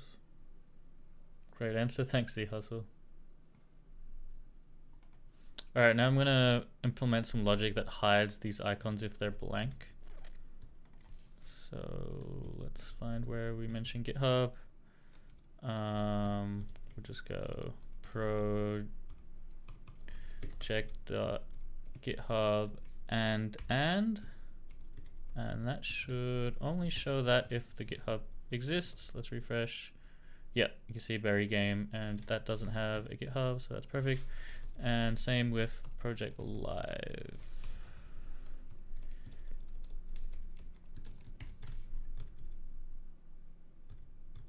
Where did we mess up here?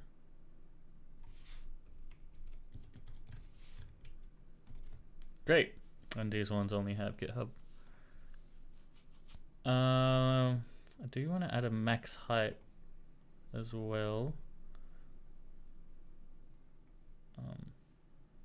Just to stop this one from being so big.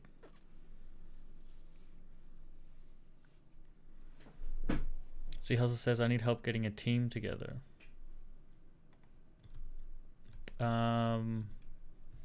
Yeah, put the word out. You can jump on my Discord, put a message out. I'm sure we have some smart people in my Discord that might be able to help you.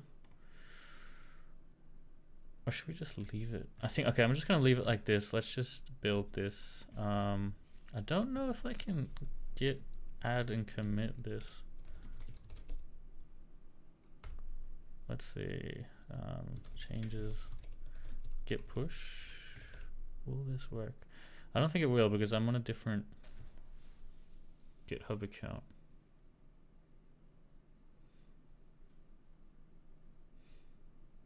I might try it with fork. I might be able to authenticate a lot easier with fork.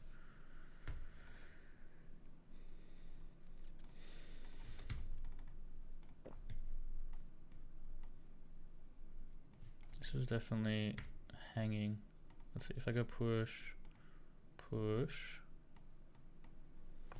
it's hanging as well. Oh, here we go. GitLab, perfect. And then the password. I'll have to find that.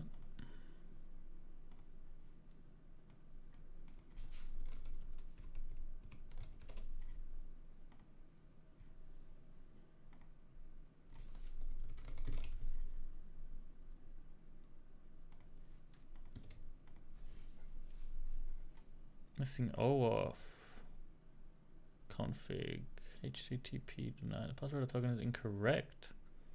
Or your account has 2FA. I don't think so. Please use personal access token.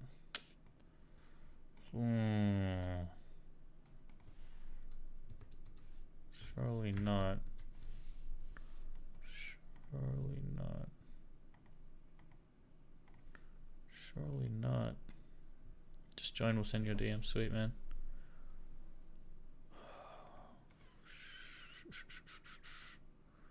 No, I don't have a press. This should work.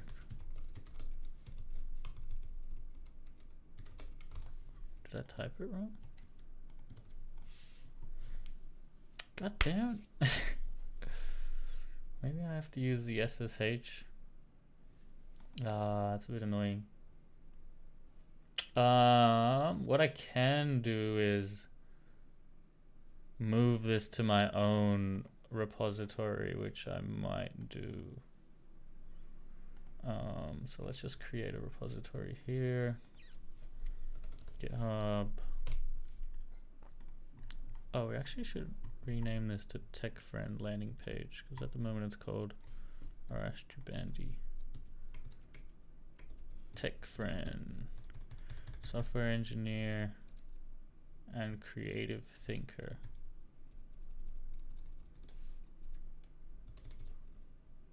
Content creator.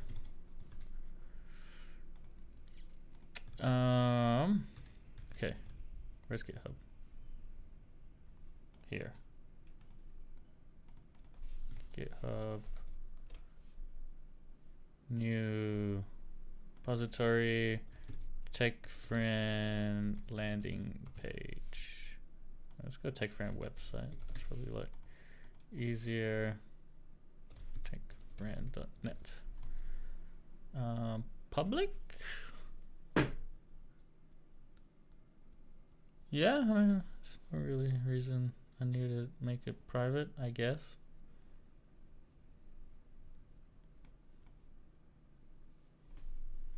And to push an existing repository, git, let's try that. Git add this.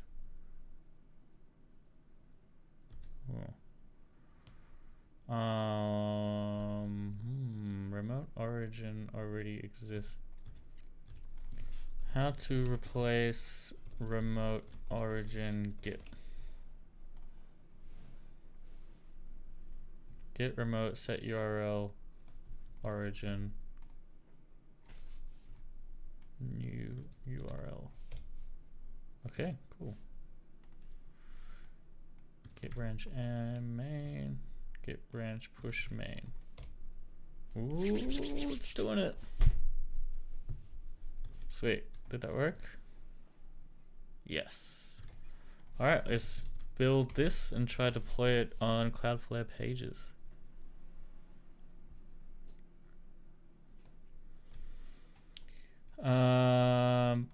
Pages, where's pages? I think we might need to go back here. That's workers. Oh, workers and pages. Let's create a new app.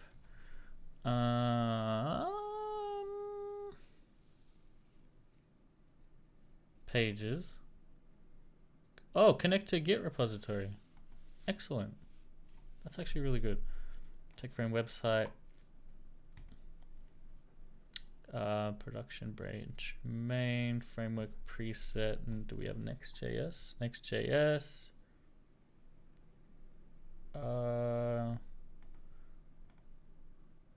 MPX Cloudflare next on pages. Should we do a static npm next build? Yeah. Build output directory. Where is the output directory? Dist. I think it's dist. Dist. All right, let's try that.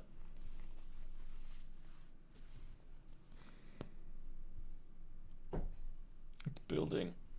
All right, while that's building, guys, I might just take a little break, stretch. I'll be back in like, I don't know, 5 minutes or so. Oh, just as I was about to leave, we got an error. Error running build. Installing yarn. What's the error? Build command exited with 1. What's the error though? Doesn't tell me. Handle on exit.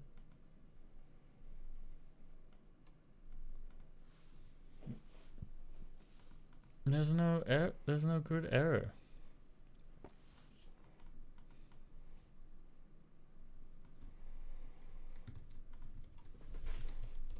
Come on, ChatGPT, help me with this error.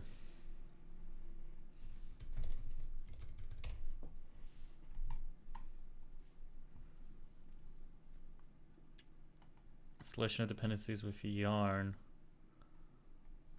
Suggest installation attempted to modify lock file. Not allowed. If your project yarn 0 yarn cache CICD to resolve this, update the yarn file locally. Okay, let's yarn install. I mean, it says it's good.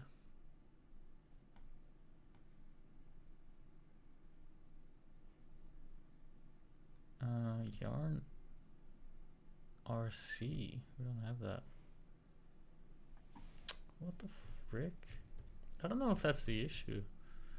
TBH. Maybe. Wait, where were we? Maybe the build setting shouldn't be next build. Maybe it should be yarn build. Let's try that.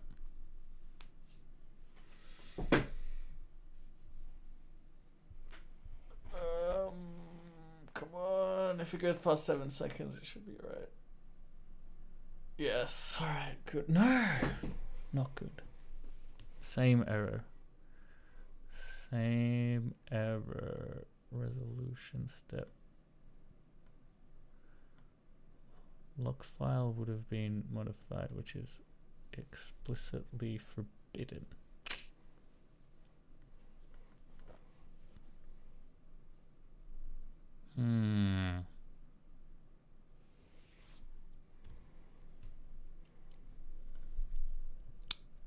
Vite project Vite.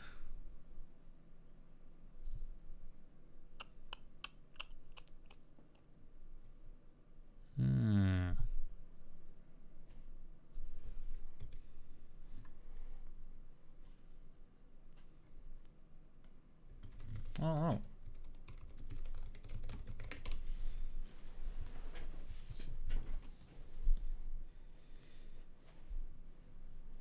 Looks like you're using yarn 1 and yarn 3 isn't liking it. You can try adding yarn version. How do I check my yarn version? Yarn V. Oh, I am using. Okay. So wait, what? Yarn version in the environment variable with a value of 1. Okay, let's try that. Environment variables, yarn version 1. Try that.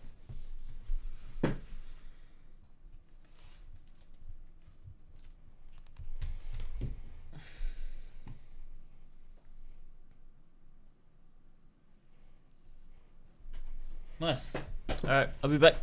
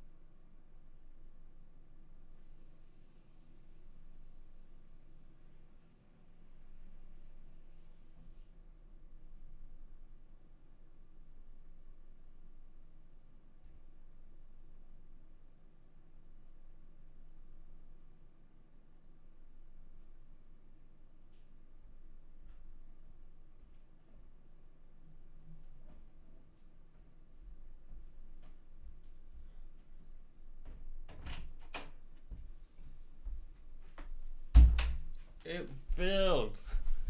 Let's go. All right. Let's see. Nice. Tefcran webpages.dev. Great. The site is live. Now let's add a custom domain. Techfriend.net. That should work because I have the domain linked here. Perfect. Activate.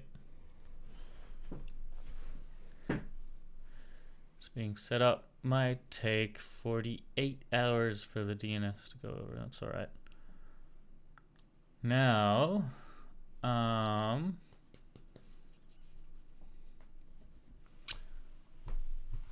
how I have a Next.js project with Cloudflare set up on techfriend.net. How can I add a redirect to show my media kit hosted on Google Slides? That's my media kit URL.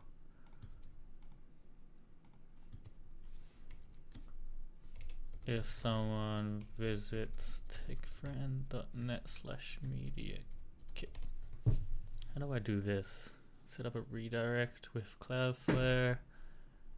Cloudflare page rules. Page rules, create a page rule. URL, forwarding. I think I tried this and it didn't really work. I guess we could try again. Remove all of these. Okay. Apparently techfriend.net is active. Let's see.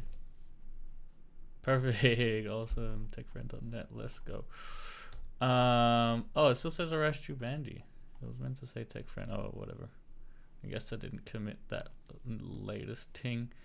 It's fine. I'll change it later. Otherwise, you create a redirect with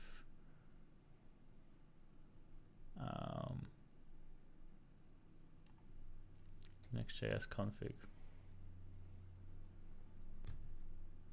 Do I have a Next.js config? What is this? Don't save. Next. No, I don't. That's fine. Let's try to do it with the Cloudflare URL rules. Settings? Nope. Deployments. Workers pages.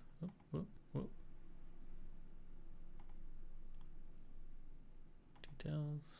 How do we get the URL rules?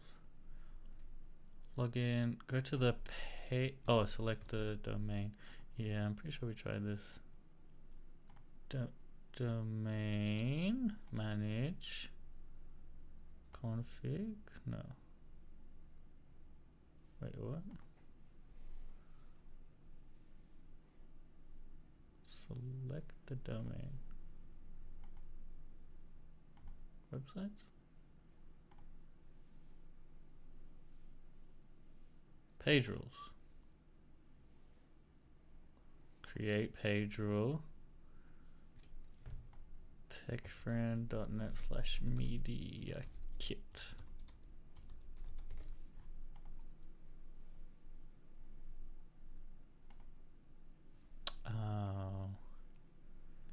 Media kit star.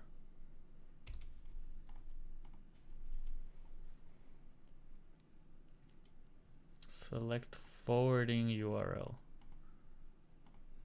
That wasn't an option. Oh, it is.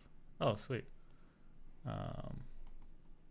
Permanent redirect. Depends on your purpose. 302 redirect is useful if it's a temporary change. Otherwise, use 301. We'll try 301. And the destined URL is my whole thing. Save and deploy. Okay. Let's see if that works. Techfriend.net/media kit. No, did not work. Maybe the DNS has to propagate or something.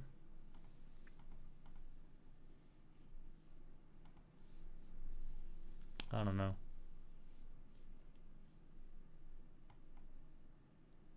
We'll give it some time. Or maybe I need to use a www. Oh, that didn't work at all. Oh, my site doesn't even work with www. Wait, let's try make a rule without the www. New page rule. techfriend.net/media kit. Forward URL permanent. Save. techfriend.net/media kit. Oh, hell yeah. Fuck yeah, that worked. Awesome, that was really simple. Guess like I have to do a custom domain for the www as well. So let's do that in my pages. TechFriend website, custom domain, set up custom domain, www. Oh, I could have added a. That's alright. Sweet. Great. That's really good. I actually wanted to do that for a while, so that's good. Let's see. I think we can move on to the next thing. Sure, that was kind of boring for everyone. Ugh. Sorry, my chair was too low.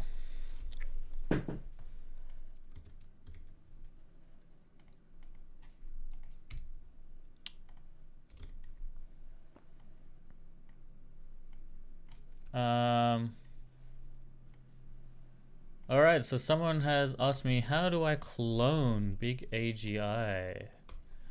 So I'm going to do that right now. Right? Cloning Big AGI. How to clone Big AGI. How to clone Big AGI and run locally. Okay, so step 1. Google Big AGI GitHub. Big AGI GitHub. Step 2. Click on Enrico Ross Big AGI. Yo, it's I tried Big AGI for the first time recently thanks to you. Awesome. Did you like it? What did you do with it? Step 3. Click the code button and then get the clone URL. Now, note this, to use this, you actually need Git on your system and you'll need to know how to use terminal. Yeah. So if you don't know that, yeah, there's probably some learning you have to do. But I'm going to assume you already know how to use Git. Or actually, I should just close that. Okay, so after you done that, open your terminal. I'm using CMD I think it's called, Commander. For Windows, you can use PowerShell, you can use the Mac terminal, use whatever you want. And then you just go git clone the URL. That already exists for me, so I'm going to create a new one called Big AGI tutorial, and that should clone it. Nice, you pronounced my name. Nice. I was gambling with that one. I didn't know if I would pronounce it correctly. I use it to create social media posts. That's awesome, man. Good shit. Okay, once you've cloned it, you cd into it. Yours is probably going to be just cd Big AGI, but I created a custom folder, Big AGI tutorial. Once you're in that folder, you look at their thing. I'm pretty sure it's just an npm install. Let me double check. Yep. You run npm install, but I use yarn, so I'm just going to write yarn. This will install all the modules.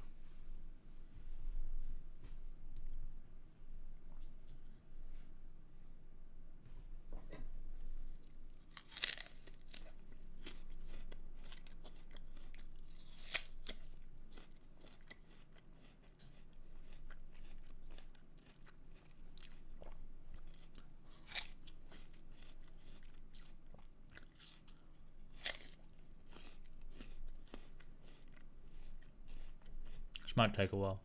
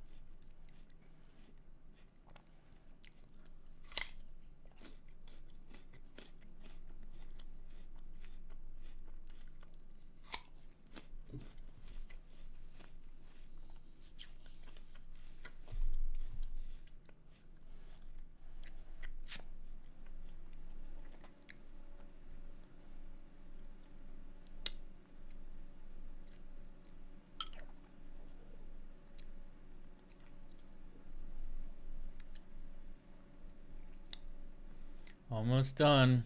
Just that one package left. It's always the last one. Always the last one that takes the longest.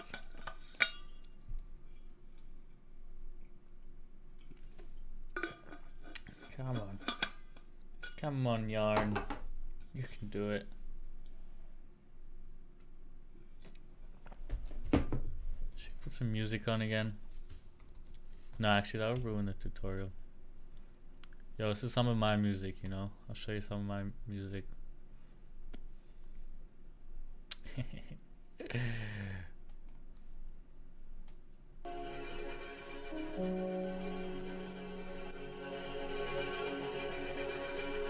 You signed the papers. You set me up. You're gonna blame me because you were the business head of the company and you made a bad business deal with your own company? This is gonna be like I'm not a part of Facebook. It won't be like you're not a part of Facebook. You're not a part of Facebook. My name's on the masthead. You might want to check again. It's because I froze the account? I think we were gonna let you parade around in your ridiculous suits pretending you were running this company? Sorry! My Prada's at the cleaners! I've been low, I've been low, all alone and home, and you can find me writing code. JavaScript libraries I written up in Node. Full stack dev every day, man, it gets sold. I don't know. Alright. So that's done installing, and then if you have npm, you just run npm run dev. But since I'm using Yarn, I'll do yarn dev, and that will spin up the server for Big AGI, which will have it'll tell you the port that it's on. Ours is on port 3000, so you can just go to that URL in your browser, and you should have Big AGI. Actually, it's still compiling. And after that's finished compiling, come on. Come on. Compile.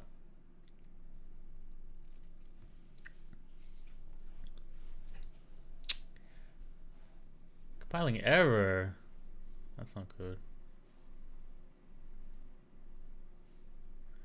Oh, yeah. So I had this issue as well. So if you get this error message, cannot find modules MUI/material/utils.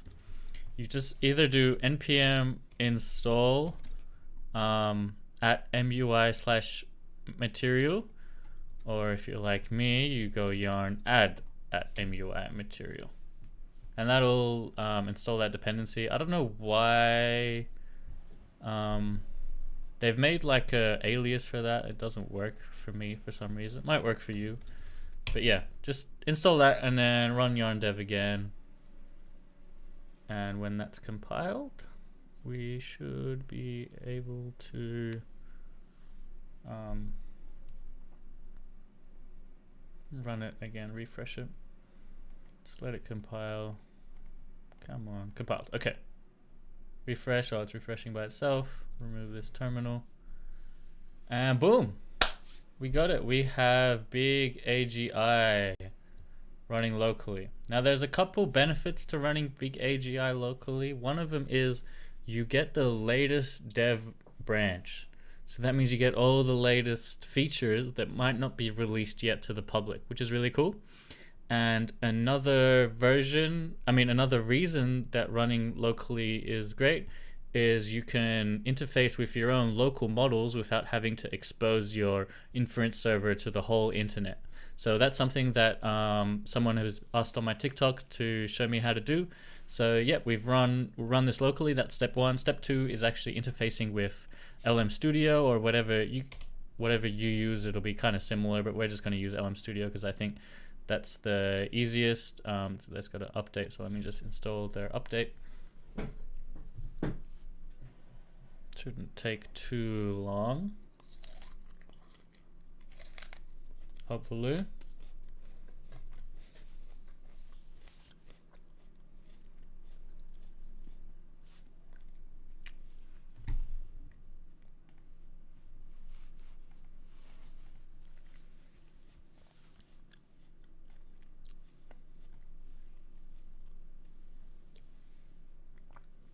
Zai says, my goal is to start an SMB consulting agency that refers businesses to vetted consultants. That's pretty cool. I'm sure that'll be very useful for a lot of people, a lot of businesses.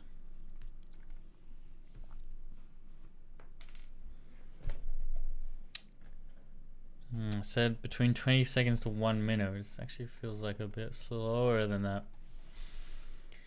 Research, marketing, sales, operations, and I want to do it as a solopreneur using automation and AI. Awesome, man.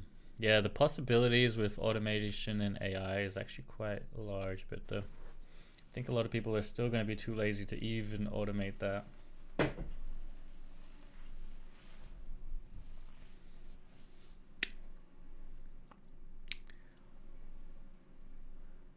Let's continue that song, or let's do a new song.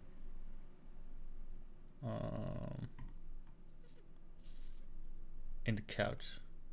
Why you be calling me over and doing the most?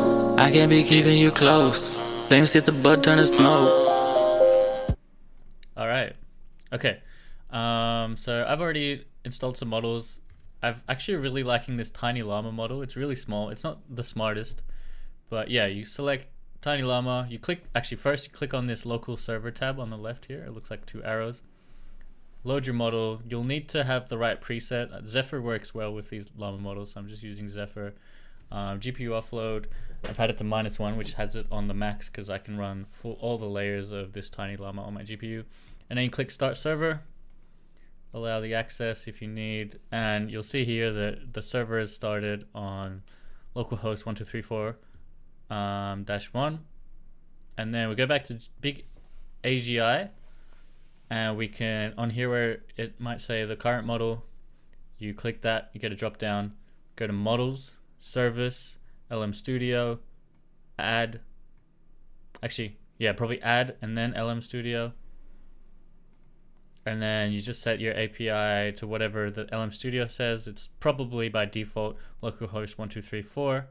And then you can click the refresh of the models, and hopefully it'll show you the model that you had. Whoops, I clicked that too fast. It'll show you the model that you have loaded already, which is Tiny Llama for me, which is perfect. You can set the temperature. So the higher the temperature, the more likely it's to hallucinate, but it'll also be really creative. So depending on what you're doing, if you're doing something that you don't want it to be very creative, you do 0.1 or 0. But if you want it to be very creative, I don't know. I think like 0.4 is decent. So we're going to do that. And that's it. We have Tiny Llama. So now you can select it from the drop down, and it'll actually talk to your local model now. So we can ask it anything. Be like, and if you have LM Studio open on the side, you can actually see the logs from the server while we chat. So I'll be like, tell me a story about bananas. And you can see here on LM Studio, we're getting the logs, and this is fully generated locally. You can see Tiny Llama is really fast. It's just a 1 billion parameter model, and it's telling me a story about bananas. Once upon a time, in a small village in India, there was a boy named Ravi. He had his love and care for his family and friends. One day he noticed his neighbor had an entire crop of bananas lost to a vicious monkey. Oh, you can edit this? That's really cool. Yeah, so that's how you run big AGI locally with your local model. G3 Love, what's up? Have you heard of an IDE called Cursor? Yes, I have. It's one of the best AI first IDEs. I just still prefer VS Code and other AI tools, but like the idea is great, and I think a lot of people would prefer Cursor. definitely is like probably the best IDE, AI first IDE I've tried. Not that there is many other ones. But yeah, that's how you run big AGI locally. I wonder if Tiny Llama knows about the populations of countries. Give me a table with countries and their populations. Now Tiny Llama isn't the smartest model, but we'll see. That's pretty accurate, I think. 300 million in the United States, 1.3 billion in China, 1 billion, 1.7 billion in Brazil. No, this is definitely not right. 1.7 billion in Canada. No. I think these three were right, but these are definitely wrong.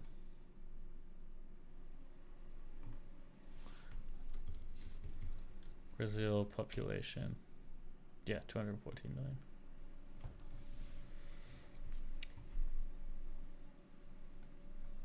Yo, we got some new messages. Give me some time. I'll read them out. G Love says, I use it today for some front end things. With Tailwind, it works pretty well using GPT-4. Yeah, GPT-4 is so smart. It does really well with a lot of these AI assistants. Michael says, can these locally run models use your browser and chat with files? Yeah, so Michael, it depends what interface you're using with the models. The models themselves only generate text. They don't do anything else. But for instance, if we're using Big AGI to interface with them, I'm pretty sure they can chat with files. So you can see in Big AGI, you can upload a file. So I'll give it my knowledge with my, like in this file, I have a couple emails. I'll show you the file structure.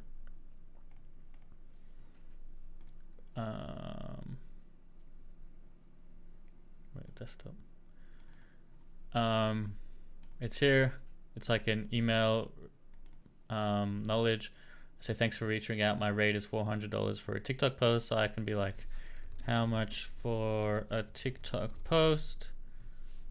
And perfect. Even Tiny Llama knows that it's 400 USD. That's really good. I'm really liking this Tiny Llama model, so fast.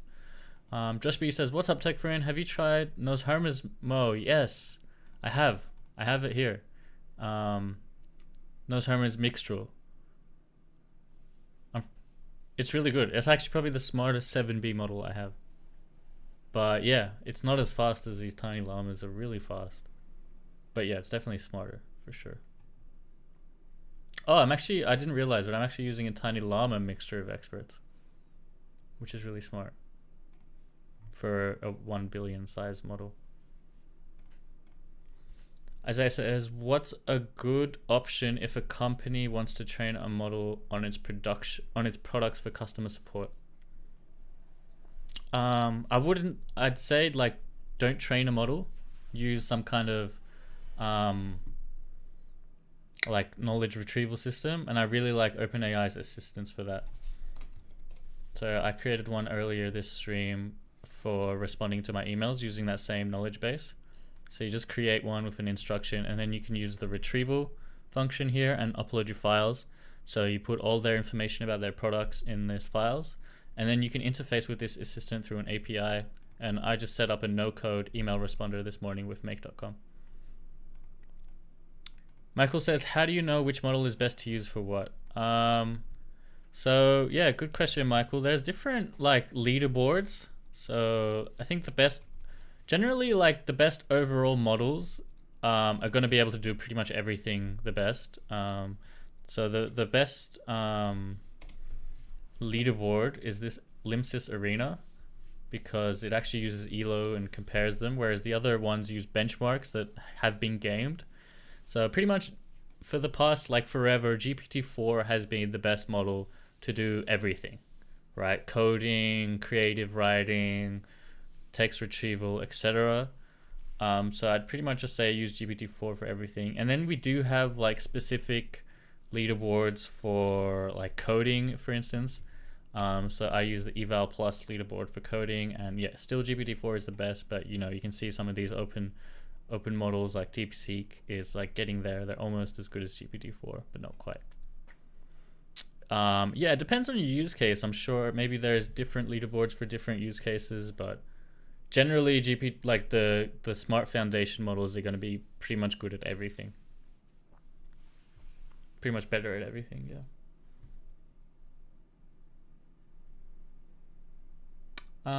Yeah. Okay, so that was my tutorial on running big AGI locally. I hope you guys enjoyed that. Next up, I wanted to show off this. Shouts out to artificialanalysis.ai. They're really good at like showing the comparisons between models, model hosts. So yeah, they recently showed this model hosts page, leaderboards hosts, and like this is something I wanted to know. It's like, which host should I go? Obviously, OpenAI has the GPT-4, which is the best model. But like, how much does that cost versus, say, if I was to use Mixtral, or versus like if I was to get GPT-4 hosted on Azure, how much does that cost? So you could go to this website here, artificialanalysis.ai/leaderboards/hosts, and have a look. So let's say I just want to see what the cheapest thing is, so I can sort by price. And we look at here, Perplexity 7B, 0.1 cent for a million tokens. That's pretty good. But obviously it's a 7B model, so the context window is only 4,000. So let's see, sort by context window. If I wanted something with the biggest context window, we can use Claude 2.1, which has a 200,000 context window, but the price is $12 per million tokens, so quite expensive. You can see GPT-4 Turbo is $15 per, I think that's probably the most expensive. Oh no, GPT-4 not Turbo is $37 per million tokens, guys. That's so expensive. Wow. But yeah, I think like the best halfway point is like Mixtral Medium or Mixture of Experts. Only 2 cents per million tokens. And Perplexity seems like they're a really cheap host. So that's probably what I'd go with for a good middle ground. Yeah. But yeah, shouts out to Artificial Analysis. They have some other leaderboards. Let's look at what else I have. The models leaderboard. So not the hosting, but just generally the models. I guess you pretty much get that from the host as well. But yeah, it's very cool. Compare hosts, compare models. It's great. Shouts out to them. Oh, you get the speed. Actually, is that on host as well? Can we get speed on host? Latency. I guess that's not really speed. I guess speed, you'd get it on the models leaderboard. Yeah, throughput. Tokens per second. Perplexity 7B again, coming in at the fastest model at 161 tokens per second. I mean, obviously I've gotten faster with Grok Labs, but I don't think they I don't think they have an API. Check out Grok Labs. We get like 400 tokens a second on their Mixtral model. And that's a mixture of experts, which isn't even this. So that is Mixture of Experts. 55 is the fastest you can get with using Mistral AI. But Grok Chat, look at this. Write a long story about a boy with bananas. 500 tokens per second, guys. That's ridiculous. Oh, API access. Maybe they do have an API. Yeah. For okay, so it's like a closed beta. Maybe that's why they haven't put it on their leaderboard. But yeah, world's fastest inference by Grok. Way ahead of the rest of the pack, which is crazy. Crazy things, fam. Yeah, that was that. We also did try Bloop.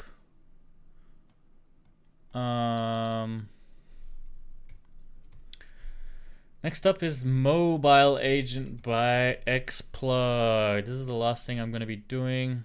This is another one of these supposed autonomous mobile agents.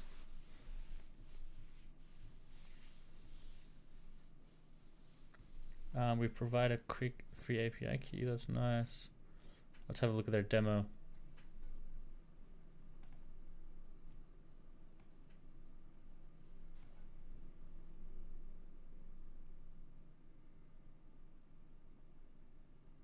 Wow, they get to write in their notes. They don't show the prompting though.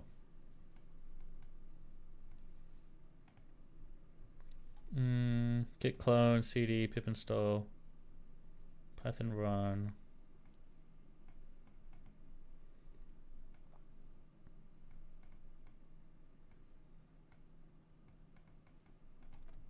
How many stars does this have?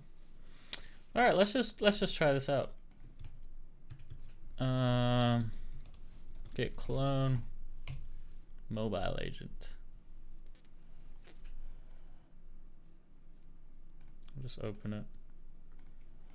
Not that we need to, we'll do it anyway.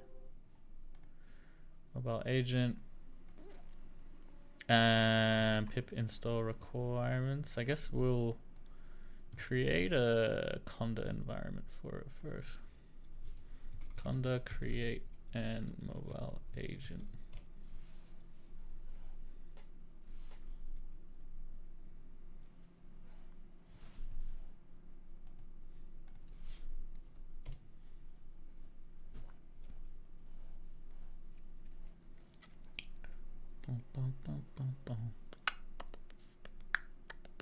Conda activate mobile agent. T? No T. Mobile agent. And then pip install dash R requirements. No requirements.txt.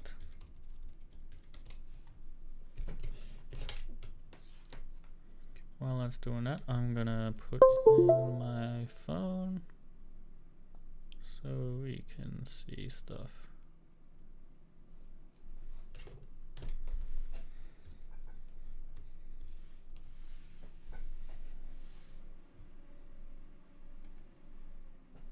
No.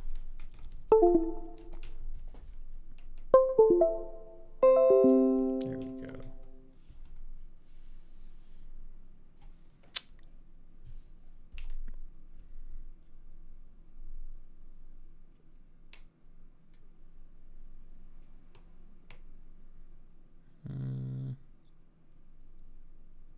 I do have USB debugging.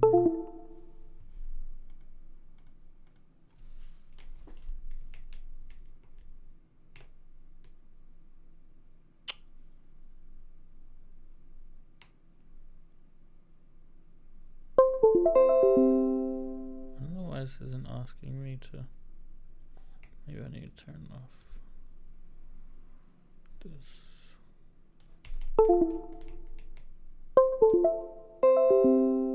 I always have troubles with this. I don't know why.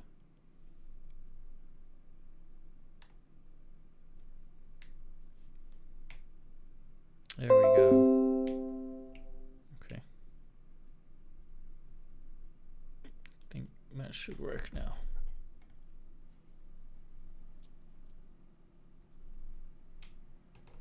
Why is there APK?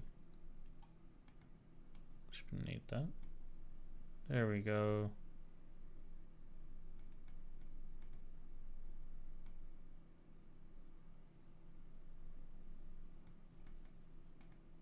Okay.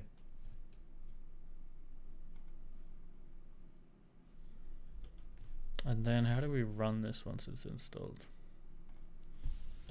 Python run API dash dash ADB path to ADB dash dash URL, the URL you got, dash dash token, the token you got, dash dash instruction, the instruction you got.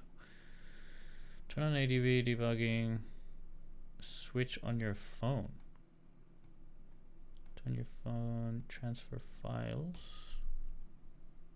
Yes. Test your ADB as follows. Path to ADB devices. If the connected devices are displayed. If you're using a Mac or Linux, if you're using Windows, the path will be ADB. How do you check executable path PowerShell? Get command, I think. Get command. Alright. Hurry up and install, please.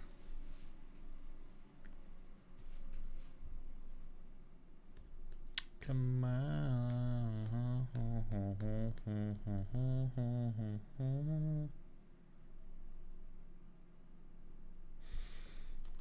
Let's just do another speed test while we wait.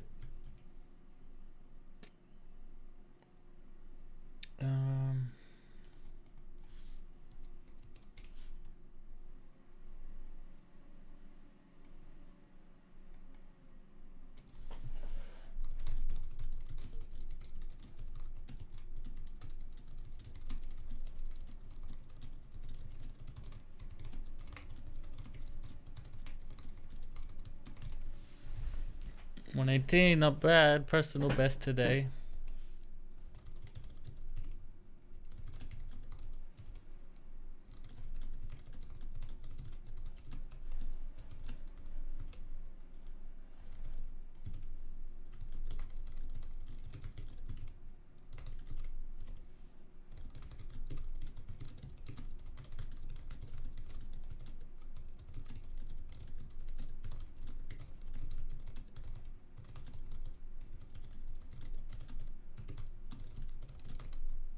What? What did I press?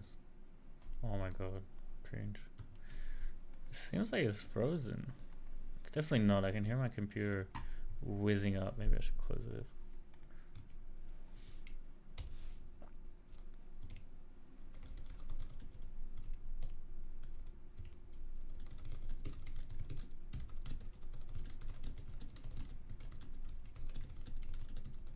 What? Is there an error?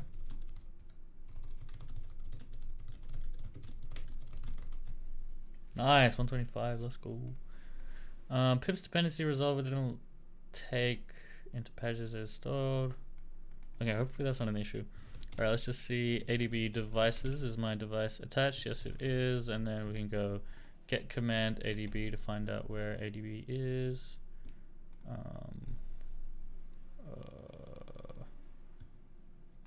How do I copy this?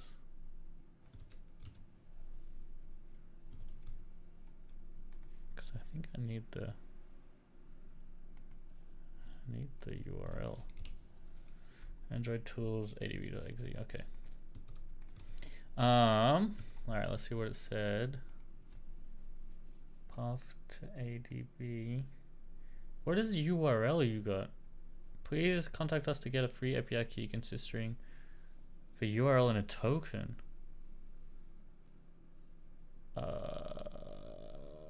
Get started with your own ADI API. Okay, so for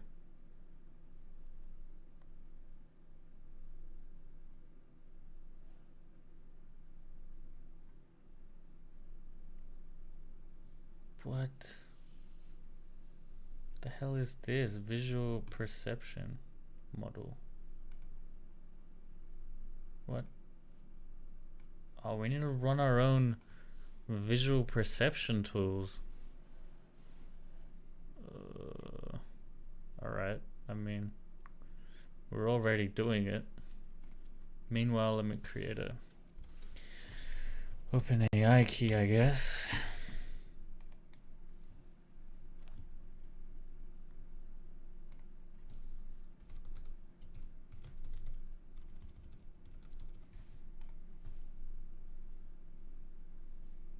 Okay, let me start this command.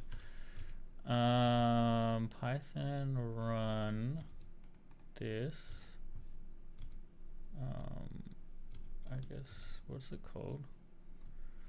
Probably have to, I'll just put it in the same folder as we're in right now.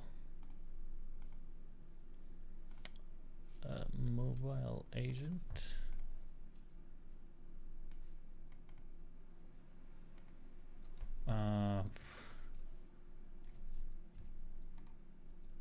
Dot path. ADB path.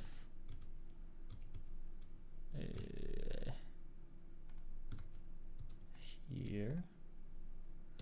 And then dash API. Do we need it in quotes? Dash instruction. Okay.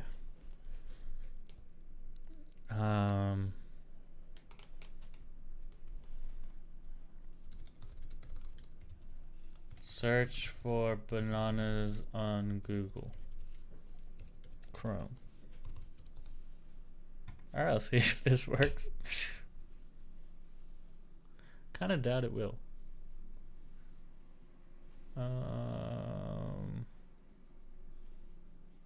Okay, it's doing stuff. Looks like it's using PyTorch. I wonder if I can even run this model locally. Probably. It's only 600 megs, so I feel like it should be fine.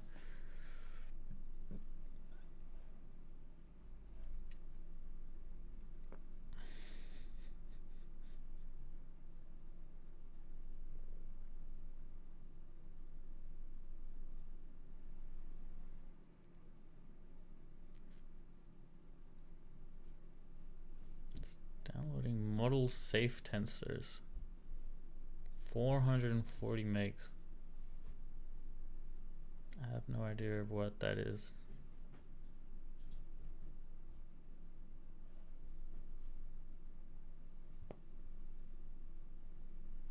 Incompatible keys.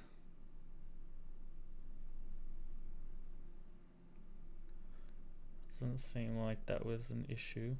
BERT embeddings. Interesting.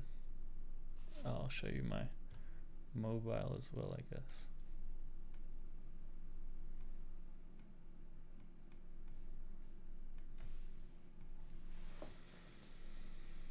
Now what is it downloading? It doesn't even say. It just says downloading. I'm gonna do some stretches while this does its thing.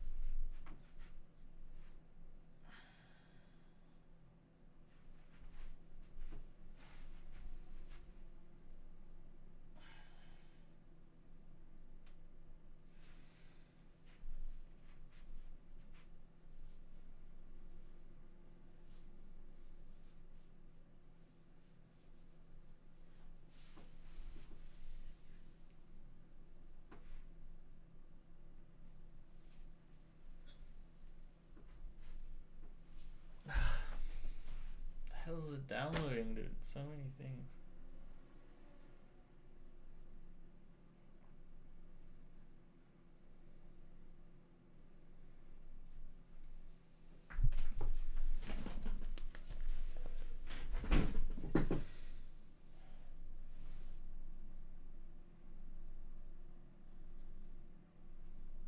Still gone.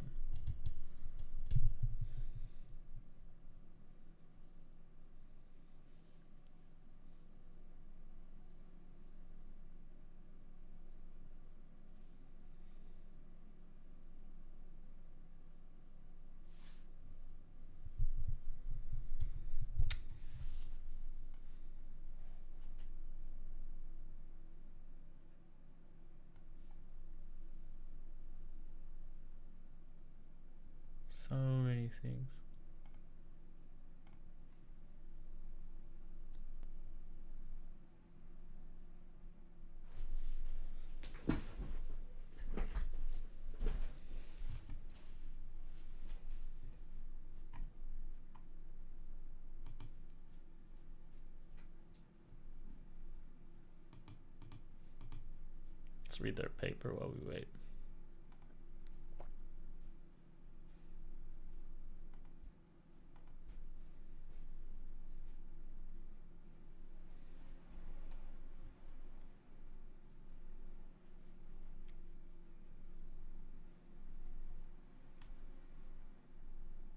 Oh, great. After all that, we got an error. Kind of felt like I knew this would happen. Invalid literal for int. And controller.py and get size. I mean, we can have a look, but I doubt I'll be able to debug this. ADB path, shell, WM size. Result capture. So we could try run that. ADB shell. It might be because we didn't put the whole. Maybe. Hold on. Platform tools. We might actually have to do adb.exe here. Let's try with that. Hopefully this time it doesn't have to download everything, because it's already been downloaded. Nice. That's good. It's not downloading everything.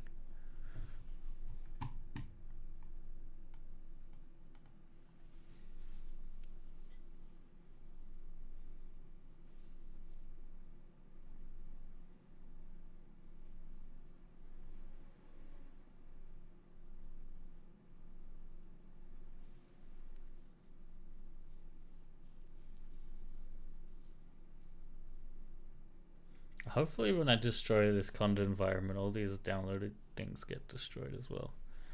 I don't know if that's legitimately gonna happen or not though. Legitimately.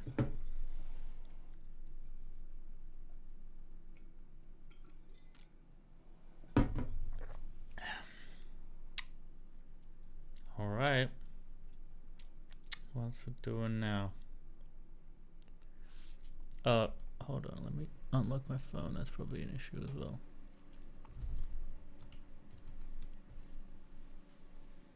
Oh. Whoa, it actually clicked something. Chrome is not there though.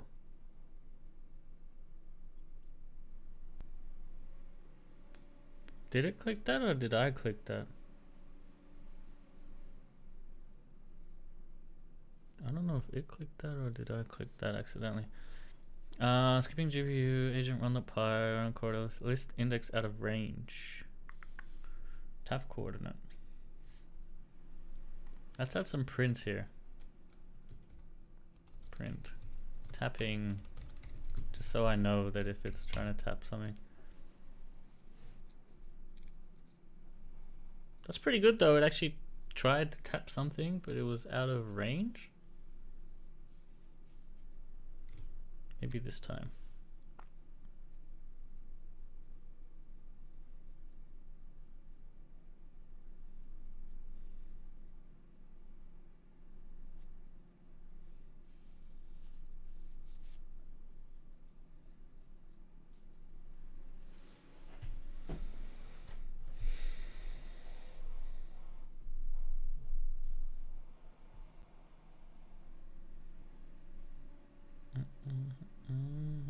Again.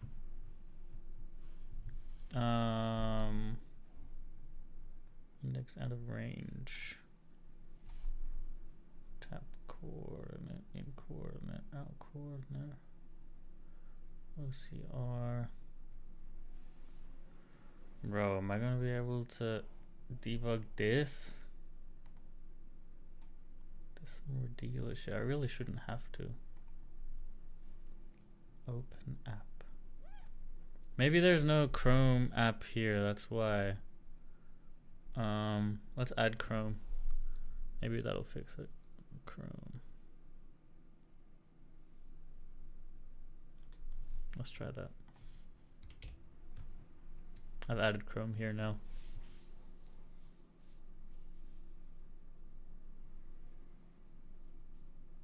If this doesn't work, I'll probably give up.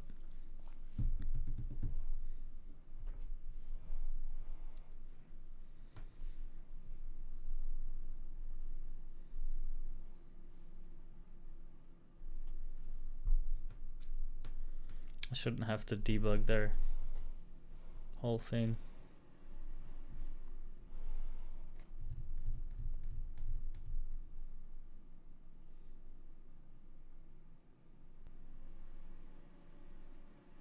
Oh, awesome. It actually found Chrome and clicked it. That's pretty good. This is the furthest we've gotten with any Android automating software, so pretty happy with that. Let's see if it can search for bananas now. Or whatever. What did we ask it? Search for, yeah, pretty sure we said search for bananas.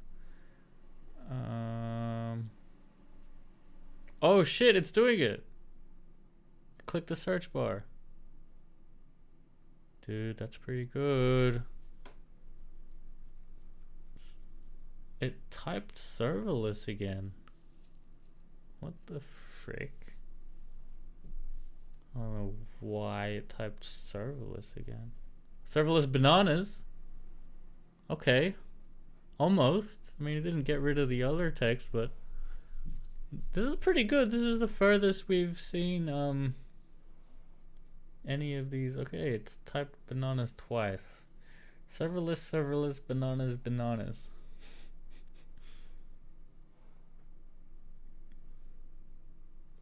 It's pretty cool.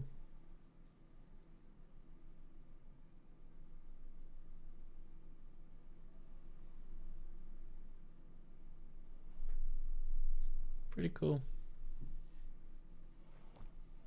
Backspace. So it typed backspace instead of doing backspace. I wonder how much this is costing me. Probably a fair bit. If the usage is probably not updated yet, but yeah, it's not.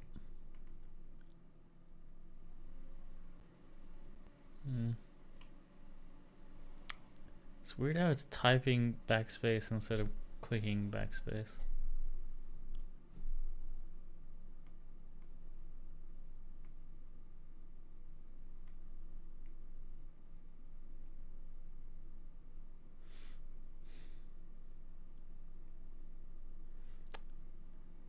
Yeah. Anyway, that's pretty cool. I'm gonna stop it here. I'll probably wrap up the stream.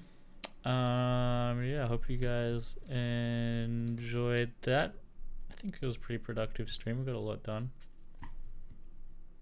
And yeah, hope to see y'all next time. Please sub on my YouTube. I think we're almost at 2,400 subs. We're just literally one sub off. Maybe not anymore. Let's see. Oh, we did it! 2,400. Let's go. Nice. Yeah, if you're not subbed though, please sub on my YouTube. You can find all my last live streams here. And I also post some edited videos eventually as well. But yeah, thank you guys so much for watching. Hope you enjoyed. Clouds in Oakland, you stuck around, my G. Thank you, bro. Yeah. I'll see you next time. Actually, I think I'm gonna stream tonight as well. So in about 8 hours, 7 hours, I have an idea with what's his name? Brutal Strike. We want to take this. I've made this cross-platform MMO game that should be able to run on mobile as well as browser, and then in the future even VR. And we want to take this and do what Pal World did, you know, add Pokemon. Add Pokemon, and then hopefully we get millions of users. Yeah. And then have a Pokemon game that you can play on mobile and desktop. Yeah, I'll be streaming the development tonight, 7 hours from now, hopefully, if everything goes to plan and I don't get hit by a bus. Whoa, who's this?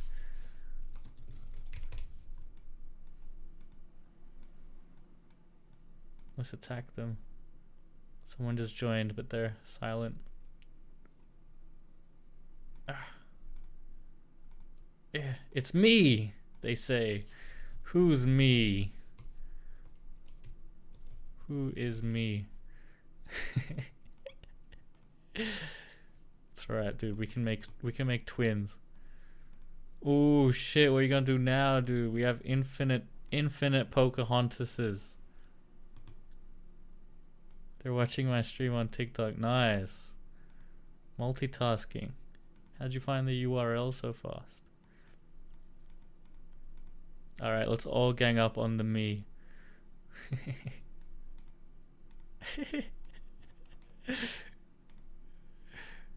Yeah, now what?